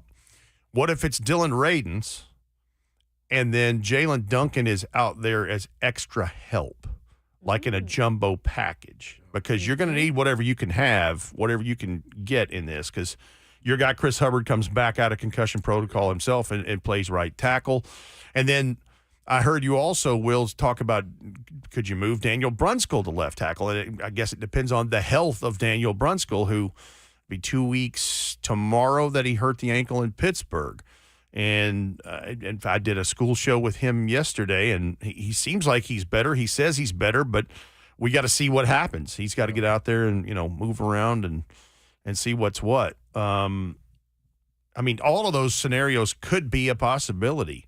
But I would think in the Brunskill case, you wouldn't rob Peter to pay Paul in that instance. He and Hubbard, I think, are work together well on that right side of the line. And so if you would be hurting that communication and that synergy by bouncing him out to left tackle. And that's why I think when people have asked Mike Vrabel about this, can you see a scenario where sure, there are run down enough scenarios, you're going to find where somebody ends up playing left tackle. That question was about Peter Skoronski. You still want Peter Skoronski at left guard and, try to make what you can do out of a left tackle in this. Yeah. Will brought up a great point earlier when we were speaking about Brandon Scherf and how in this division, AFC South, the interior guys are trench monsters. Big Jeff, DeBoris Faulkner, what is it? DeForest Buckner is his name, and how you go about trying to defend against those type of guys by having really good interiors. And Peter Skoronski has been the topic of conversation of moving him out to the left side at tackle. He was scouted, I feel like, as a left guard, interior guy. You understood his deficiencies, whether you believe in the arm thing or not, or his foot speed. I thought his lower body moved well, Red. But I think you're looking at a potential. When this team starts going in the right direction, people put more eyes on him, an all-pro guy, as opposed to a really good left tackle or a decent left tackle. I'm not willing to risk it to just appease to, the idea that, that's where you drafted him at.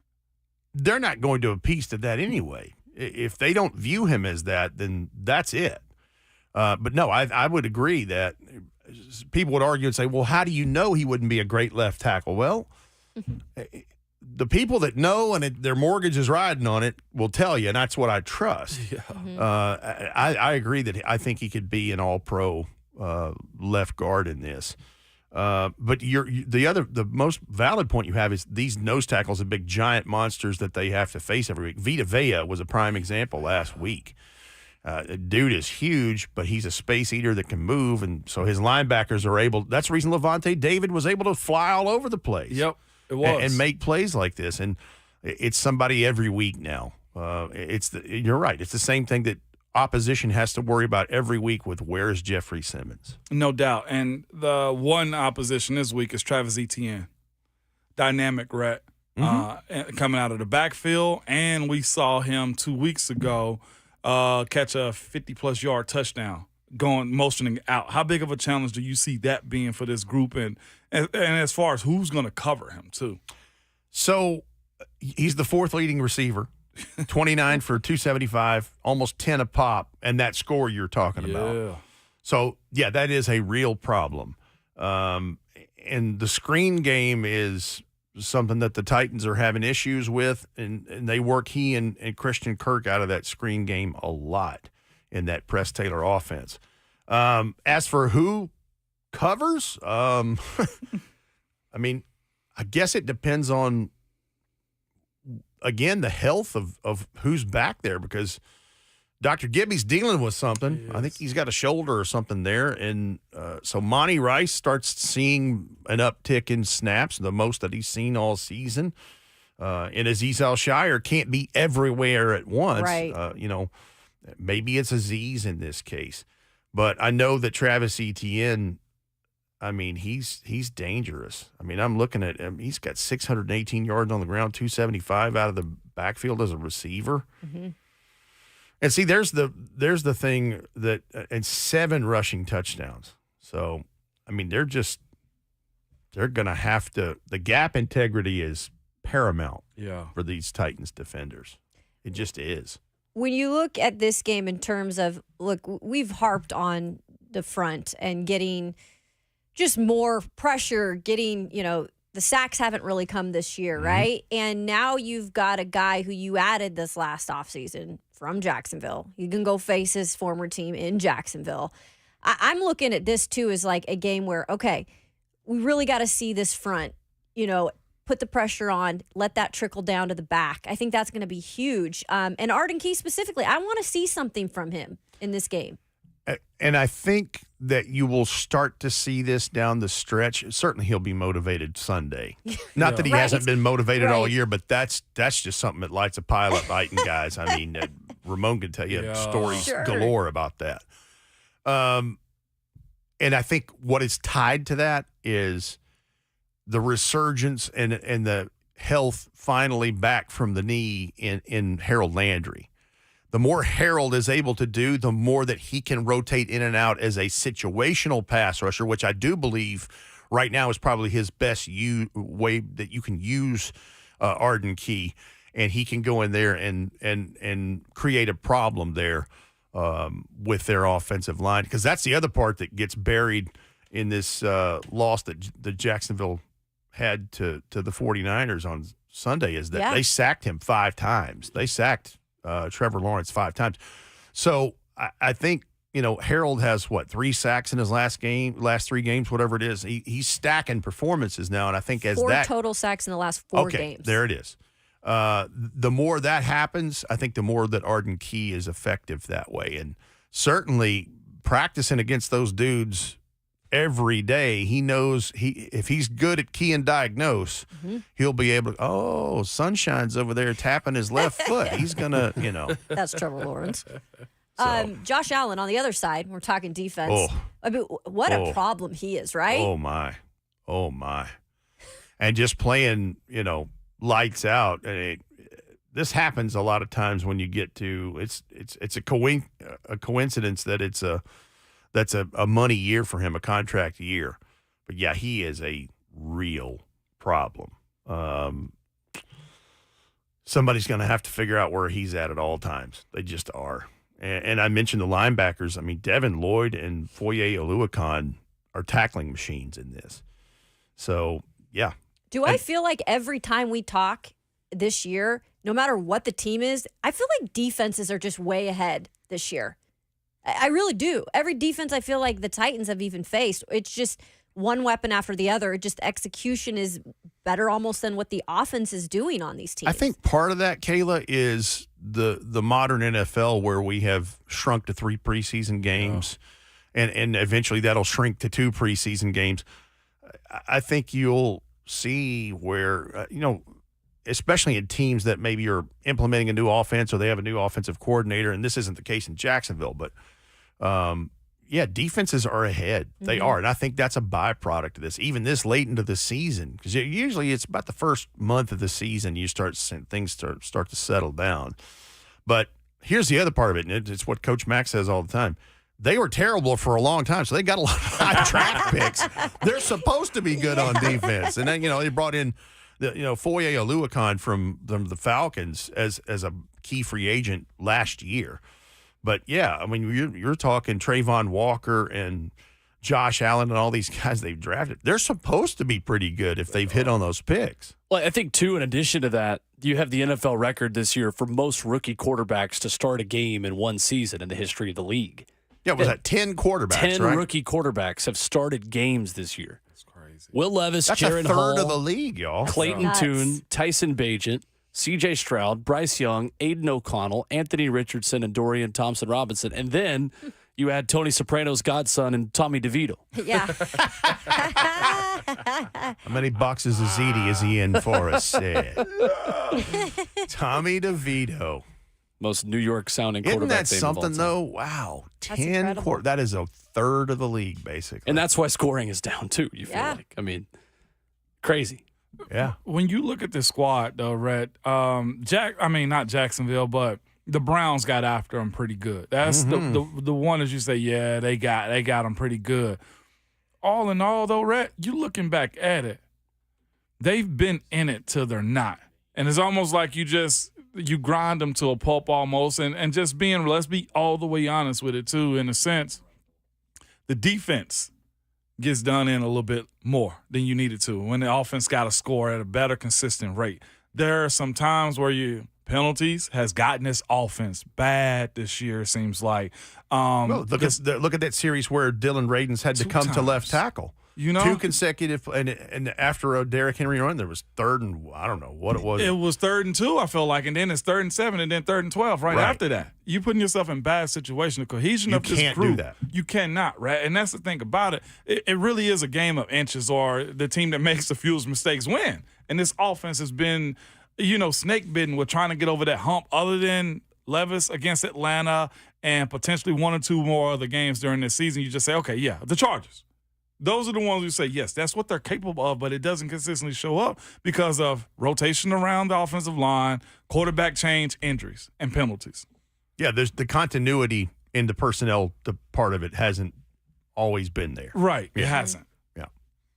How do you assess Will Levis Sunday? I know it's difficult, too, with as much pressure as he was under, and so far in 3 starts, he has been pressured on 50% of his dropbacks, which is certainly an alarming number, but he keeps hanging in there and keeps taking hits. Well, and it is, in fairness to him, because of everything that's going on with the offensive line, I don't know that you can take a complete sample out of that and say, hey, here's what but look, he'll tell you there are moments where he may have held on to the ball a tick too long, but Sunday in Tampa, there were a lot of times he never really had a chance. Somebody was in his lap in the, I don't know how many plays.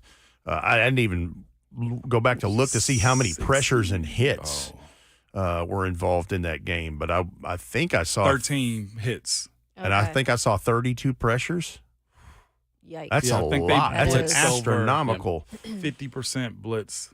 Yeah, on that and game. and Todd Bowles' defense had been averaging, I think, 40% right at that going into that game. So they saw this as blood in the water, which is exactly what Jacksonville is probably looking right now. Mike Caldwell as the defensive coordinator there, and I guarantee you that's what they're licking their chops, thinking, okay, we're going to pin our ears back and go good after this. And that's the part that I'm sure Titans fans are bothered by, is that you're trying to make sure that what you believe is your future quarterback is protected in some way, shape, or form, because nobody can hold up to all those hits and pops like that. I mean, look, I'm amazed at the numbers that Sam Howell is putting up in Washington with as much as he's getting hit. Me 'Cause, yeah, I don't too. know how many times he was sacked Sunday, but going into that game, had been sacked 44 times. On pace to crush the NFL record. It's incredible, and Yeah. that he's standing upright. Yeah, and yet he's putting up numbers. Yeah. Yes, And he is. in a year Yeah. where Scary Terry is having a little off year, and I don't know if he's working through injuries, but yeah, it's amazing to see how he's dealing. So Sam Howell can clearly play the position, just like I believe Will Levis can clearly play the position. But you're only as good as how much time you've got to. And look, that's the thing I think that's growing in that locker room in confidence, but also a cautious tale of he's staying in that pocket and he is taking some hits now, not unnecessarily, but I mean the toughness level is. They knew he was a tough guy. Now it's like, yep, he's tough. Yeah. Because Doesn't seem he's taking a phased. beating in some of those shots that he took on Sunday in Tampa. He is Rhett Bryant of Titans Radio with us every Wednesday at 9 o'clock. Rhett, thank you as always.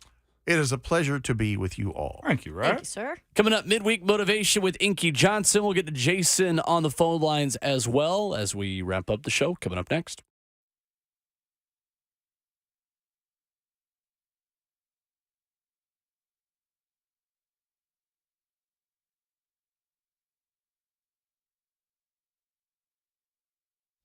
Hey, it's Kayla Anderson for the Wang Vision Institute. Maybe you're looking at checking out your eye health. Haven't done it in a while. Wang Vision Institute is the place to go. They do an incredible job. Great people there, great doctors. I went in and got my checkup, a couple months ago. So they also, though, offer things for your skin. And have you heard of intense pulse light treatments? If you haven't, it's pretty simple. Photofacial treatment rejuvenates the skin. Maybe you're seeing sun damage, dark spots after all these years of being in the sun. These treatments can also even out your skin tone and texture as well. So for more information on intense pulse light treatments, go ahead and log on to wangvisioninstitute.com today. This procedure, I went in probably 2 weeks ago, did this 20 to 30 minutes. You're out the door. And you can learn more about it. wangvisioninstitute.com. They also are offering free online vision seminars. That's every Tuesday at 6:45 p.m. If you're interested, go ahead and RSVP. You can schedule that free consultation and treatment today at wangvisioninstitute.com. Your eyes and skin will thank you for the long-lasting results.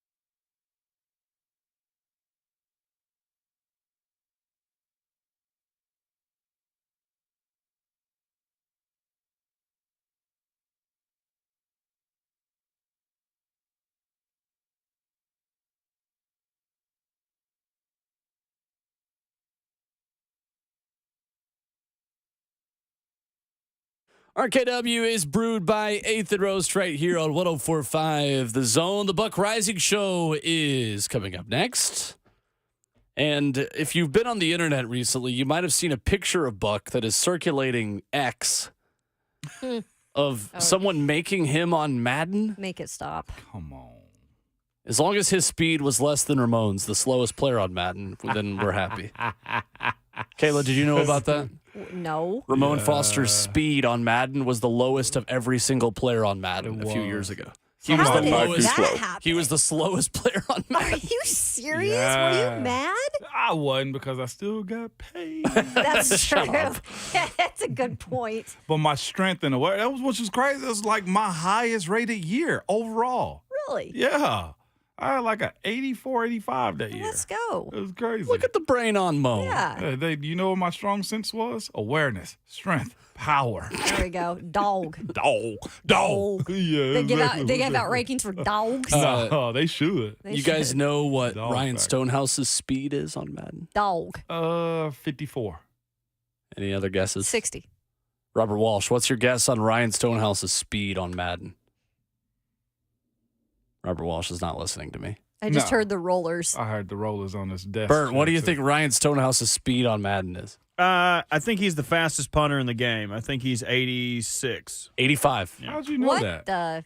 It's my job to know all of useless knowledge, Ramon. I'm not supposed to know anything that is of any value. It's just the things that collect cobwebs in the back of your brain. You know what I mean? Well, it came in handy today, man. I appreciate knowing that. By the way, you might have thought that we were coming back to It Was a Good Day by Ice Cube. Yes, we were I not. We were love coming that. back to the Isley Brothers, what Isley it was Brothers. sampled by.